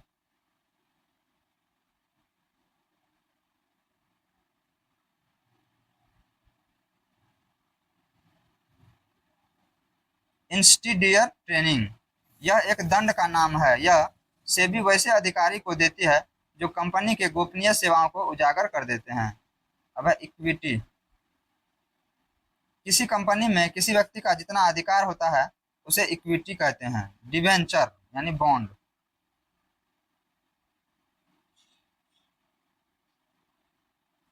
बड़ी बड़ी कंपनी द्वारा दिए गए ऋण का ऋण पत्र ही बॉन्ड या डिवेंचर कहलाता है। चुनावी बॉन्ड, इलेक्टोरल बॉन्ड। इसका मुख्य उद्देश्य राजनीतिक दलों को दिए जाने वाले गुप्त चंदा को रोकना है। चुनावी बॉन्ड केवल 15 दिनों के लिए वैध होते हैं। विश्व के प्रमुख स्टॉक मार्केट इंडेक्स, पहला है डी जोन्स, न्यूयॉर्क यानी यूएसए स्टॉक एक्सचेंज का सूचकांक है जो 30 कंपनियों के शेयर पर आधारित है। यह व्यापक रूप से पूरे विश्व में देखे जाने वाला सूचकांक है। नेक्स्ट है नॉस्डॉक कंपोजिट इंडेक्स। यह यूएसए के शेयर बाजार का सूचकांक है जिसकी शुरुआत 8 फरवरी वर्ष 1971 को हुई। S&P 500, इस इंडेक्स में यूएसए स्टॉक मार्केट की 500 बड़ी कंपनी के शेयर शामिल हैं। FTSE 100, यह लंदन स्टॉक मार्केट का सूचकांक है जो यूरोपियन मार्केट की गतिविधियों पर प्रकाश डालता है। निक्की, यह टोक्यो स्टॉक एक्सचेंज का इंडेक्स है। मिडडेक्स फ्रैंकफर्ट, यह जर्मनी का स्टॉक एक्सचेंज है। इसके बाद है हैंग सेंग, हांगकांग का यह सूचकांक। सिमेक्सब स्टेटन टाइम्स, ये सिंगापुर का है। KOSPI दक्षिण कोरिया का और SET जो है थाईलैंड का। शेंजन व शंघाई चीन का सूचकांक है। बाजार पूंजीकरण की दृष्टि से विश्व के 5 बड़े स्टॉक एक्सचेंज, पहला है न्यूयॉर्क स्टॉक एक्सचेंज नास्डॉक NASDAQ, तीसरा है टोक्यो स्टॉक एक्सचेंज, चौथा लंदन स्टॉक एक्सचेंज और पांचवा बॉम्बे स्टॉक एक्सचेंज, यानी अपना भी बॉम्बे 5वें नंबर पे है। अब देखते हैं महारत्न, ये कंपनियां क्या होती है। केंद्रीय सार्वजनिक क्षेत्र के उपक्रम को निम्नलिखित मापदंडों को पूरा करने पर महारत्न का दर्जा दिया जाता है। कंपनियों को नवरत्न का दर्जा प्राप्त होना चाहिए।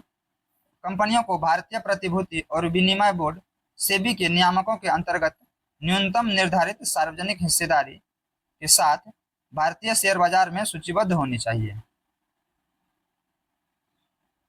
पिछले 3 वर्षों की अवधि में औसत वार्षिक व्यवसाय 25,000 करोड़ रुपए से अधिक होना चाहिए।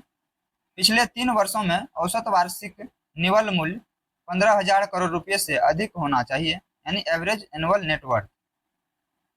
पिछले 3 वर्षों का औसत वार्षिक शुद्ध लाभ यानी average annual net profit 5,000 crore रुपए से अधिक होना चाहिए।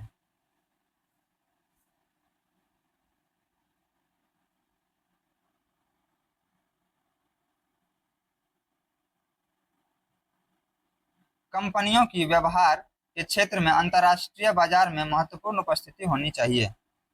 अब आते हैं, देखते हैं कितनी महारत्न कंपनियां हैं। Bharat heavy electricals limited new Delhi, दूसरा है Bharat petroleum corporation limited Mumbai, तीसरा कोल इंडिया लिमिटेड कोलकाता, चौथा गेल इंडिया लिमिटेड न्यू दिल्ली, पांचवा है Hindustan petroleum corporation limited Mumbai, oil India corporation limited new Delhi, NTPC limited new Delhi, oil and natural gas corporation limited new Delhi, power finance corporation new Delhi, power grid corporation of India limited Gurgaon, steel authority of India limited new Delhi,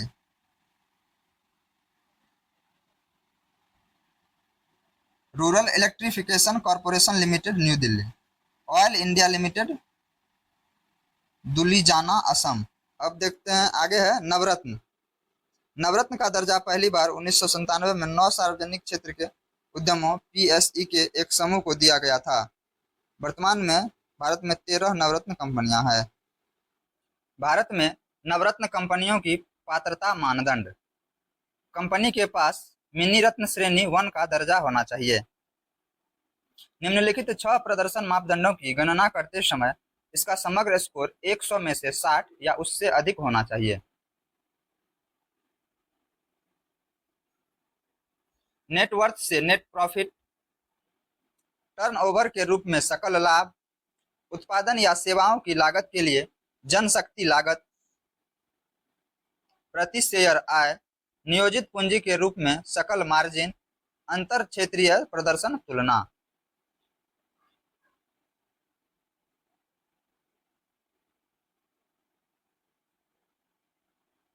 नवरत्न कंपनियां: Bharat electronics limited Bengaluru, container corporation of India limited new Delhi, engineers India limited new Delhi.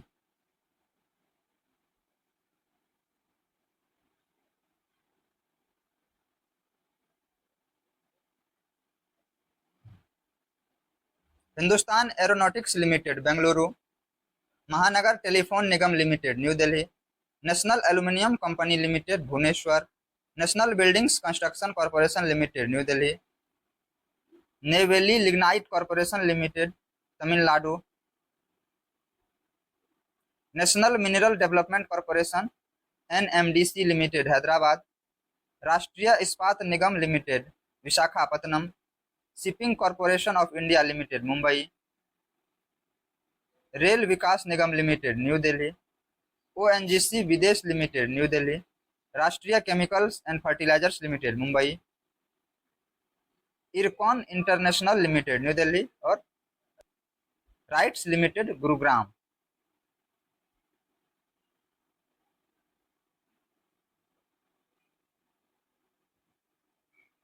Next है mini ratna. Mini ratna में श्रेणी 1 और श्रेणी 2 दो तरह के होते हैं।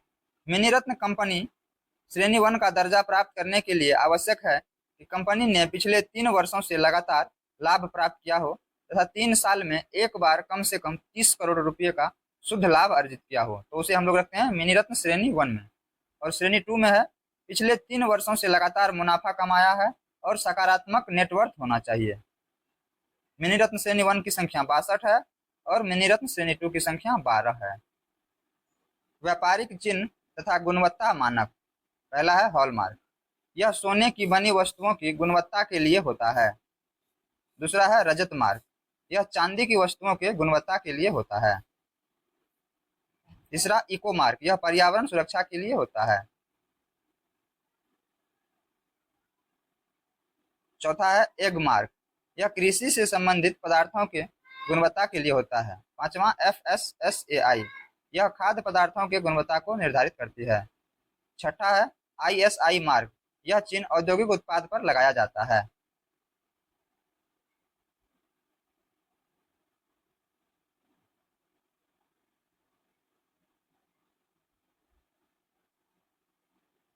नेक्स्ट है FPO मार्क, यह फल उत्पाद पर लगाया जाता है। और आठवां लास्ट है नॉन पॉल्यूशन व्हीकल मार्क्स या भारत स्टेज BS2, 3, 4, 5 और 6, जैसे अभी BS6 का इंजन चल रहा है। यह ऑटो वाहनों को प्रमाणित करने के लिए लगाया जाता है कि यह वाहन इस सीमा तक प्रदूषण नहीं फैलाता है।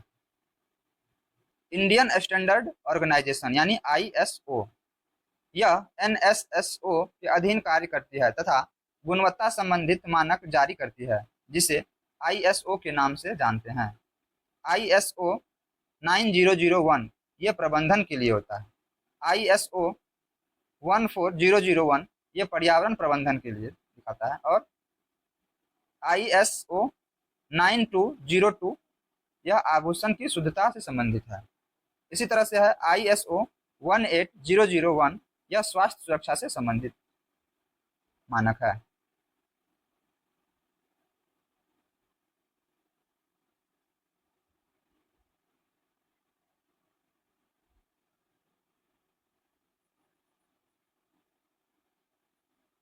इसी तरह ISO 22000 यह खाद्य सुरक्षा से संबंधित है और ISO 27001 सुरक्षा से संबंधित है। अब हम लोग देखते हैं अंतर्राष्ट्रीय मुद्रा कोष यानी IMF। IMF का प्रादुर्भाव USA के न्यू हैम्पशायर के ब्रेटन वुड्स समझौते के तहत जुलाई 1944 में 44 देशों के प्रतिनिधियों के साथ हुआ।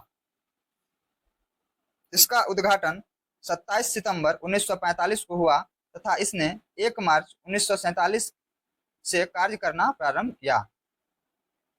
इसका मुख्यालय वाशिंगटन DC में है। वर्तमान में इसके 190 सदस्य देश हैं और अंडोरा इसका 190वां देश है। इसकी प्रबंध निदेशक क्रिस्टीना लेगार्ड है। भारत आईएमएफ का संस्थापक सदस्य है। इसका आईएमएफ का उद्देश्य क्या है? अंतर्राष्ट्रीय मौद्रिक सहयोग स्थापित करना, अंतर्राष्ट्रीय व्यापार को संतुलित अंतर्राष्ट्रीय व्यापार का संतुलित विकास करना, अंतर्राष्ट्रीय सदस्य देशों के भुगतान संतुलन को ठीक करना। अन्य बातें हैं आईएमएफ से संबंधित। भारत आईएमएफ के 10 बड़े कोटेधारक देशों में शामिल है।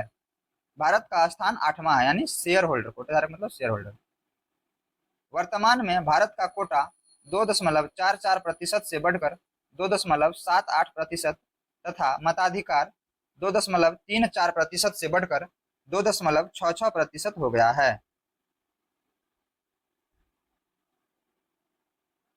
एसडीआर वर्ष 1971 में आईएमएफ ने पत्र मुद्रा जारी किया, जिसे अब भुगतान के लिए प्रयोग किया जाता है।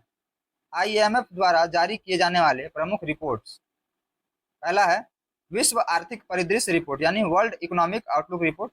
ये किसके द्वारा जारी किया जाता है? आईएमएफ के द्वारा। और वैश्विक वित्तीय स्थिरता रिपोर्ट यानी ग्लोबल फाइनेंशियल स्टेबिलिटी रिपोर्ट किसके द्वारा जारी किया जाता है? आईएमएफ के द्वारा। ये दोनों ही बहुत इंपॉर्टेंट है एग्जाम के दृष्टिकोण से, इसे याद रखना है। क्या आईएमएफ द्वारा जारी किए जाने वाले प्रमुख रिपोर्ट्स में है वर्ल्ड इकोनॉमिक आउटलुक रिपोर्ट और दूसरा है ग्लोबल फाइनेंशियल स्टेबिलिटी रिपोर्ट।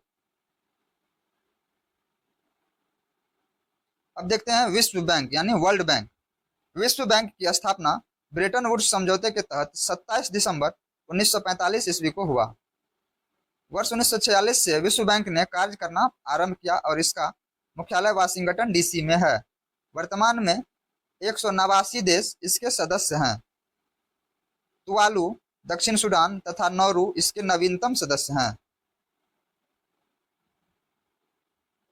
वर्तमान में इसके अध्यक्ष अजय बंगा है। यह आईएमएफ कोष की सह संस्था है। विश्व बैंक एवं आईएमएफ को ब्रेटन वुड्स की जुड़वां संतानें कहा जाता है।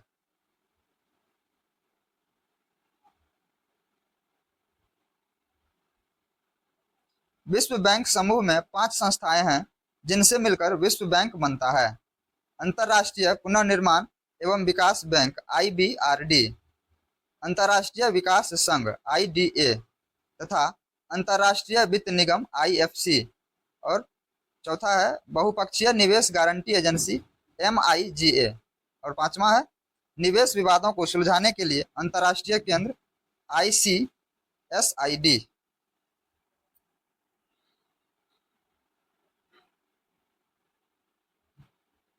भारत आईबीआरडी, आईडीए, आईएफसी तथा एमआईजीए का सदस्य है, परंतु आईसीएसआईडी का सदस्य नहीं है।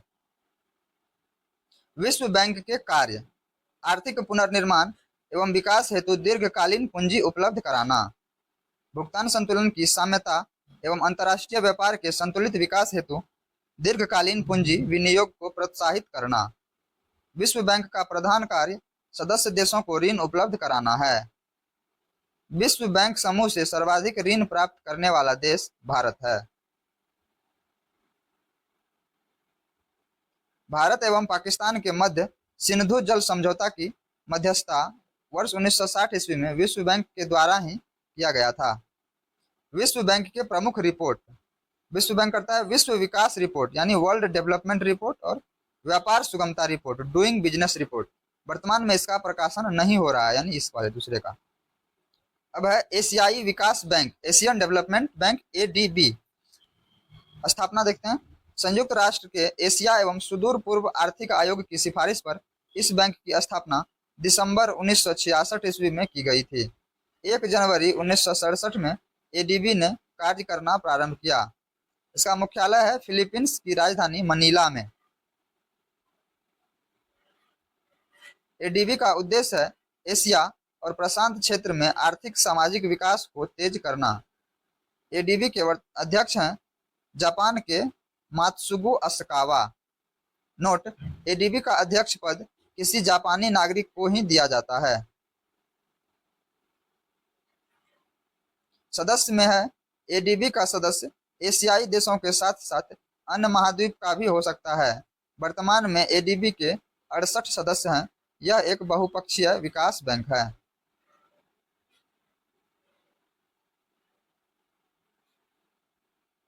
एशिया अवसंरचना निवेश bank AIIB, Asia infrastructure investment bank, इसकी स्थापना हुई थी 25 दिसंबर 2015। मुख्यालय बीजिंग, चीन में। उद्देश्य है, यह बैंक विकासशील एशियाई देशों में बढ़ती मांग को पूरा करेगा।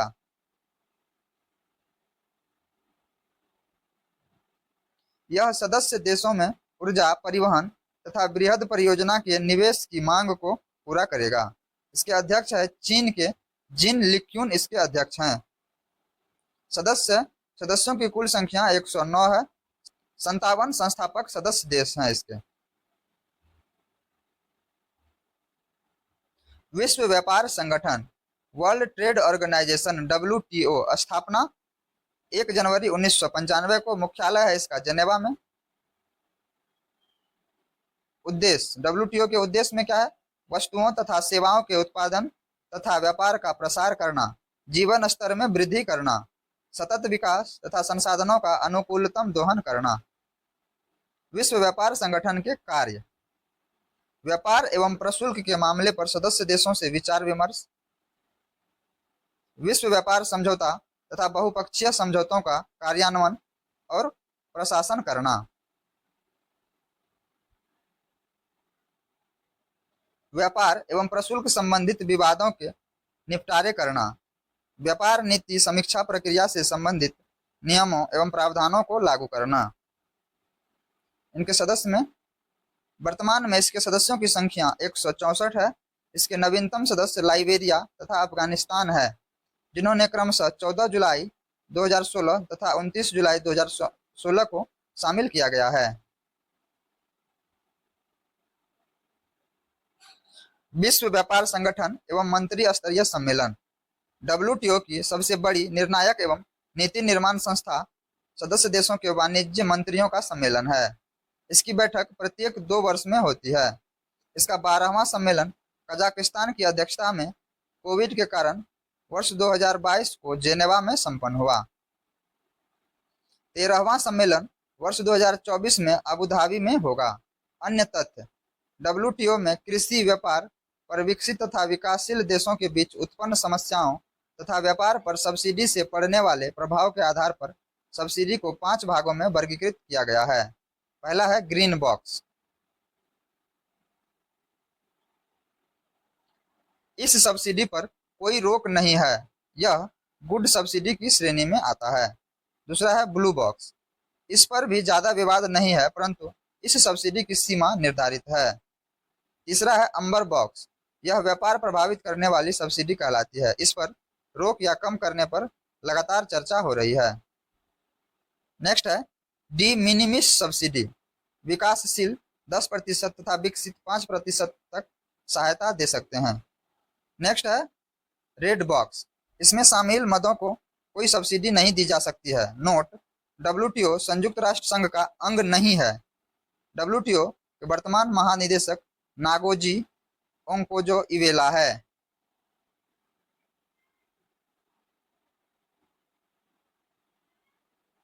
अंकटाड, स्थापना संयुक्त राष्ट्र संघ का व्यापार एवं आर्थिक विकास पर अधिवेशन। United nation conference on trade on and development की स्थापना 1964 में किया गया। यह संयुक्त राष्ट्र संघ की आर्थिक एवं सामाजिक परिषद द्वारा स्थापित किया गया है। मुख्यालय जेनेवा, स्विट्जरलैंड। सदस्य देश हैं 195 सदस्य हैं। इसे UNO का अस्थायी प्रतिनिधित्व प्राप्त है। सम्मेलन: इसके अब तक 15 सम्मेलन हो चुके हैं। 4 वर्ष पर सामान्यतः सम्मेलन बुलाया जाता है। सर्वप्रथम प्रथम सम्मेलन वर्ष 1964 में जेनेवा में हुआ था।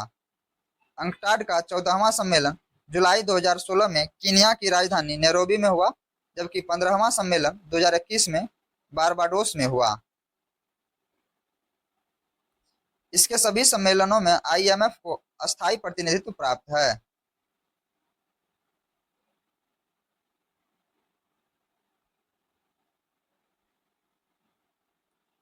महानिदेशक रेबेका ग्रीनस्पैन कोस्टारिका के हैं, या अंकटाड के महानिदेशक हैं। नोट, अंकटाड प्रत्येक वर्ष वर्ल्ड इन्वेस्टमेंट एंड ट्रेड के संदर्भ में रिपोर्ट जारी करती है।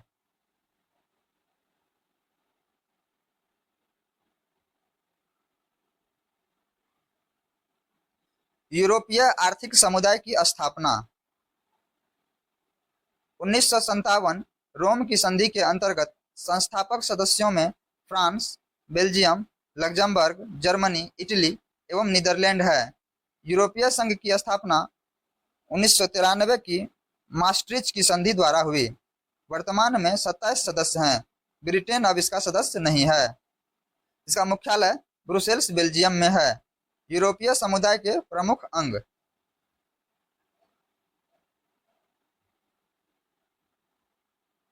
यूरोपीय परिषद, इसे यूरोपीय संघ का प्रशासनिक अंग कहते हैं। प्रत्येक सदस्य देश से एक मंत्री इस परिषद का सदस्य होता है। अध्यक्षता क्रमिक रूप से परिवर्तित होती रहती है। यूरोपीय आयोग, यूरोपीय परिषद के कार्यों में सहायता करना तथा संधि तथा इसके नियमों का अनुपालन करवाना है इसका कार्य। यूरोपीय संसद, प्रत्येक 5 वर्ष के चुनाव में सदस्य देशों के निर्वाचक मंडल यूरोपीय संसद के सदस्य निर्वाचित कहते हैं। यूरोपीय मुद्रा यूरो 1 नवंबर 1993 में लागू मास्ट्रिच संधि यूरो करेंसी के उदय की बुनियाद बनी। ब्रिक्स बैंक या न्यू डेवलपमेंट बैंक, स्थापना जुलाई 2014 में ब्रिक्स देशों ब्राजील, रूस, इंडिया, चाइना तथा साउथ अफ्रीका का सम्मेलन ब्राजील के फोर्टालीजा में हुआ। इसी फोर्टालीजा घोषणा में न्यू डेवलपमेंट बैंक की आधिकारिक नाम के साथ घोषणा की गई। 21 जुलाई 2015 को बैंक ने कार्य प्रारंभ किया। अध्यक्ष हैं अभी डिल्मा रूसेफ। सदस्य देश 9, 9वां सदस्य जो है मिस्र बना है किसका, न्यू डेवलपमेंट बैंक। मुख्यालय है इसका संघाई, चीन में।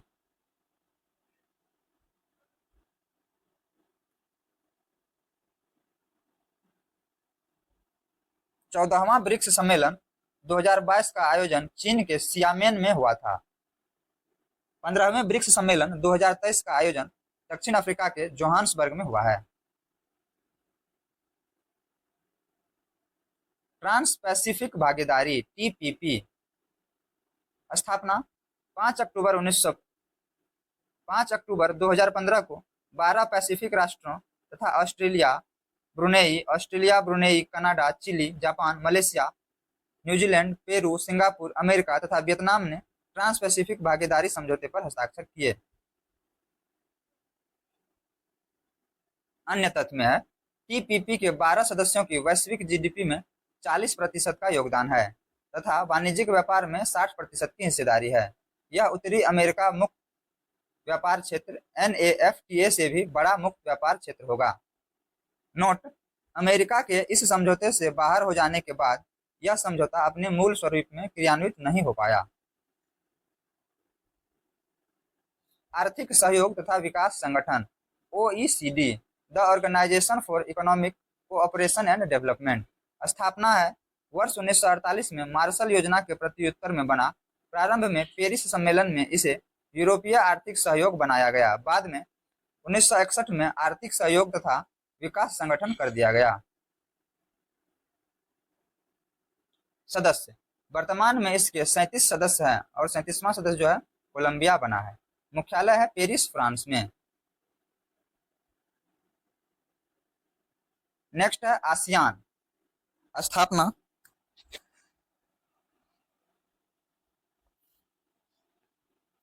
आसियान यानी दक्षिण पूर्वी एशियाई राष्ट्रों का संघ या association of south east Asian nation की स्थापना बैंकॉक घोषणा के तहत 8 अगस्त 1967 में हुआ। सदस्य देश में है इसके 11 सदस्य हैं Indonesia, Thailand, Philippines, Malaysia, Singapore, Brunei, Cambodia, Laos, Myanmar, Vietnam तथा पूर्वी तिमोर। मुख्यालय है इसका जकार्ता, इंडोनेशिया में। आसियान का 43वां यानी सम्मेलन 2023 में जकार्ता में संपन्न हुआ।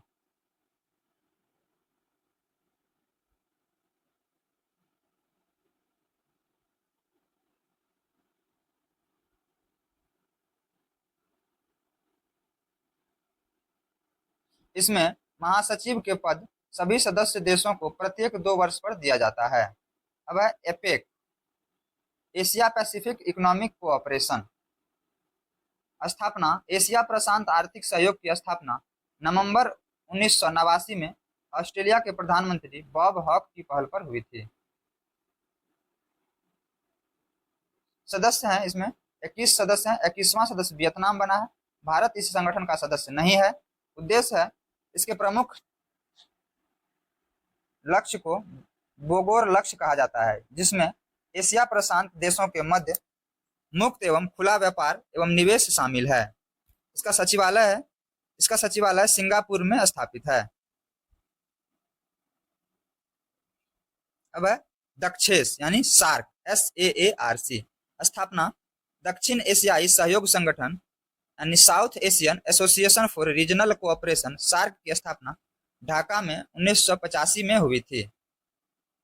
इसके सदस्य देश में हैं भारत, एशियाई, भूटान, पाकिस्तान, अफगानिस्तान, नेपाल तथा बांग्लादेश एवं मालदीव हैं। इसका 8वां सदस्य अफगानिस्तान है। मुख्यालय काठमांडू, नेपाल में है। उद्देश्य, दक्षिण एशियाई देशों में क्षेत्रीय सहयोग का विस्तार करना है।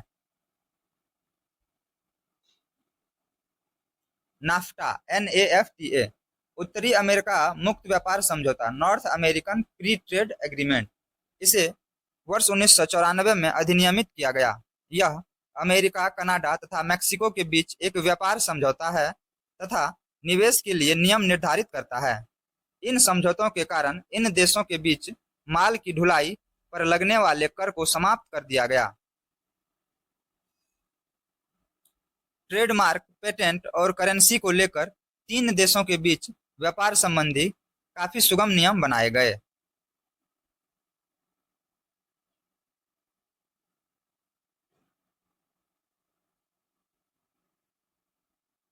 अगला है SAFTA, South Asia preferential trading agreement, दक्षिण एशियाई वरीयता व्यापार समझौता। 7 दिसंबर 1995 में शुरू हुआ, 1 जनवरी 2007 को लागू हुआ। दक्षिण एशियाई मुक्त व्यापार क्षेत्र साफ्टा दक्षिण एशियाई क्षेत्रीय सहयोग संगठन सार्क की मुक्त व्यापार व्यवस्था है। यह समझौता वर्ष 2006 ईस्वी में लागू हुआ।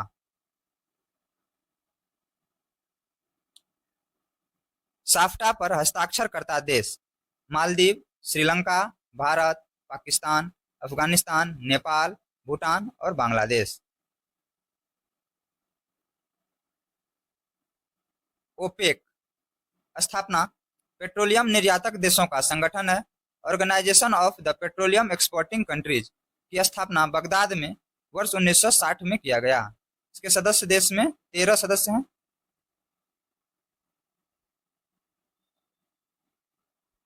कतर एवं इक्वाडोर अब इसका सदस्य देश नहीं है। मुख्यालय वियना, ऑस्ट्रिया में है।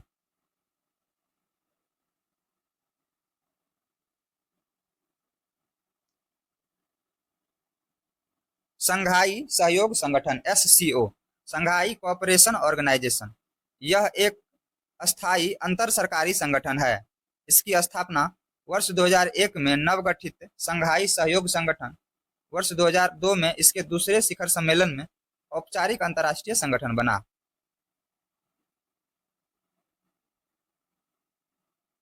सदस्य, अभी हाल ही में ईरान को पूर्ण सदस्य बनाने के साथ इसकी सदस्य संख्या 9 हो गई है। इसकी 2 आधिकारिक भाषाएं हैं, चीनी एवं रूसी।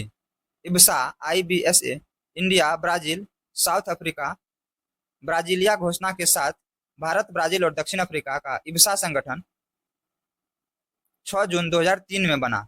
इसका प्रथम सम्मेलन ब्राजील में 2006 को हुआ तथा 7वां सम्मेलन नई दिल्ली में 2015 में संपन्न हुआ।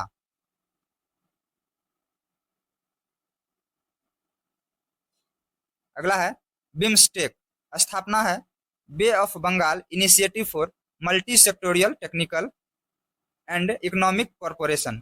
यह पहले बिस्टेक के नाम से जाना जाता था। म्यांमार के शामिल होने से यह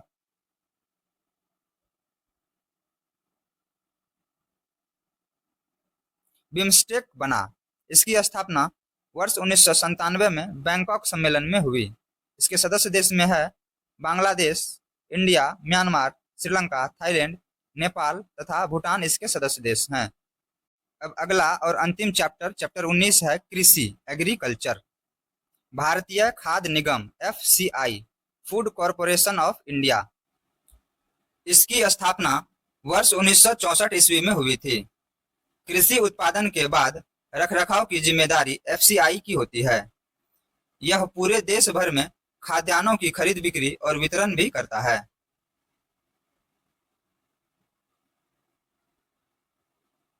यह देश के नागरिकों के लिए खाद्य सुरक्षा सुनिश्चित करता है। किसानों द्वारा पर्याप्त खाद्यान्न उत्पादन सुनिश्चित करने के लिए MSP देता है। यह उचित नीतियों और बफर स्टॉक के माध्यम से खाद्यान्न की उपलब्धता सुनिश्चित करता है। सार्वजनिक वितरण दुकान यानी PDS के माध्यम से विशेष रूप से समाज के आर्थिक रूप से कमजोर लोगों के लिए उचित मूल्य पर खाद्यान्न उपलब्ध कराना। बफर स्टॉक, किसी भी सीजन में फसलों का उत्पादन जब अधिक हो जाता है तो FCI बहुत मात्रा में अनाज खरीदकर स्टॉक कर लेती है। ऐसे स्टॉक को बफर स्टॉक कहते हैं। CAPART यानी council of advancement of peoples action and rural technology, यह ग्रामीण क्षेत्रों में विकास करती है।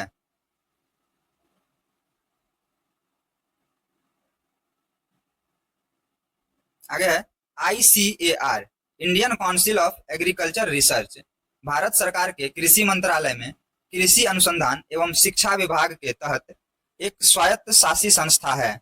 इसकी स्थापना 16 जुलाई 1929 को imperial council of agriculture research नाम से हुई थी।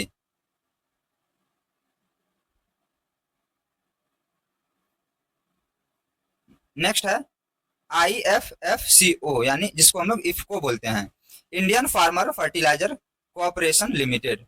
यह विश्व का सबसे बड़ा उर्वरक सहकारिता संस्थान है। इसकी स्थापना 3 नवंबर 1967 को नई दिल्ली में हुआ था। NAFED, NAFED, national agriculture cooperative marketing federation of India, इसकी स्थापना वर्ष 1974 में की गई है। इसका कार्य कृषि उपज को बढ़ाना है।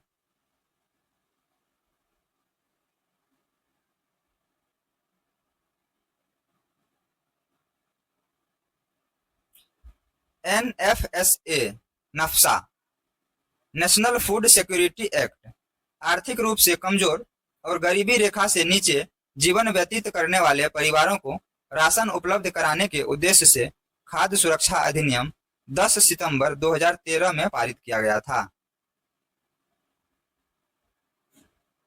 भारतमाला परियोजना, यह परियोजना राष्ट्रीय राजमार्ग विकास परियोजना है। इसके तहत नए राजमार्ग के अलावा उन परियोजनाओं को भी पूरा किया जाता है जो अब तक अधूरे हैं। इसमें सीमा और अंतर्राष्ट्रीय संयोजकता वाले विकास परियोजना वालों को शामिल किया गया है। सागरमाला परियोजना, इस परियोजना के तहत भारत में जितने भी बंदरगाह हैं उन्हें आधुनिक तथा ऑटोमेटिक किया जा रहा है।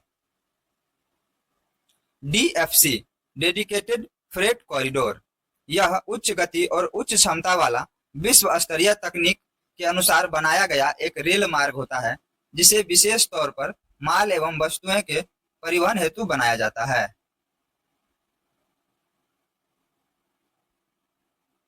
Logistic park, logistic park Bharat सरकार की एक प्रमुख नीतिगत पहल है जिसका नेतृत्व सड़क परिवहन और राजमार्ग मंत्रालय के तहत national highway logistic management limited और भारतीय राष्ट्रीय राजमार्ग प्राधिकरण hub and multi modal logistic park विकसित करने के लिए करता है।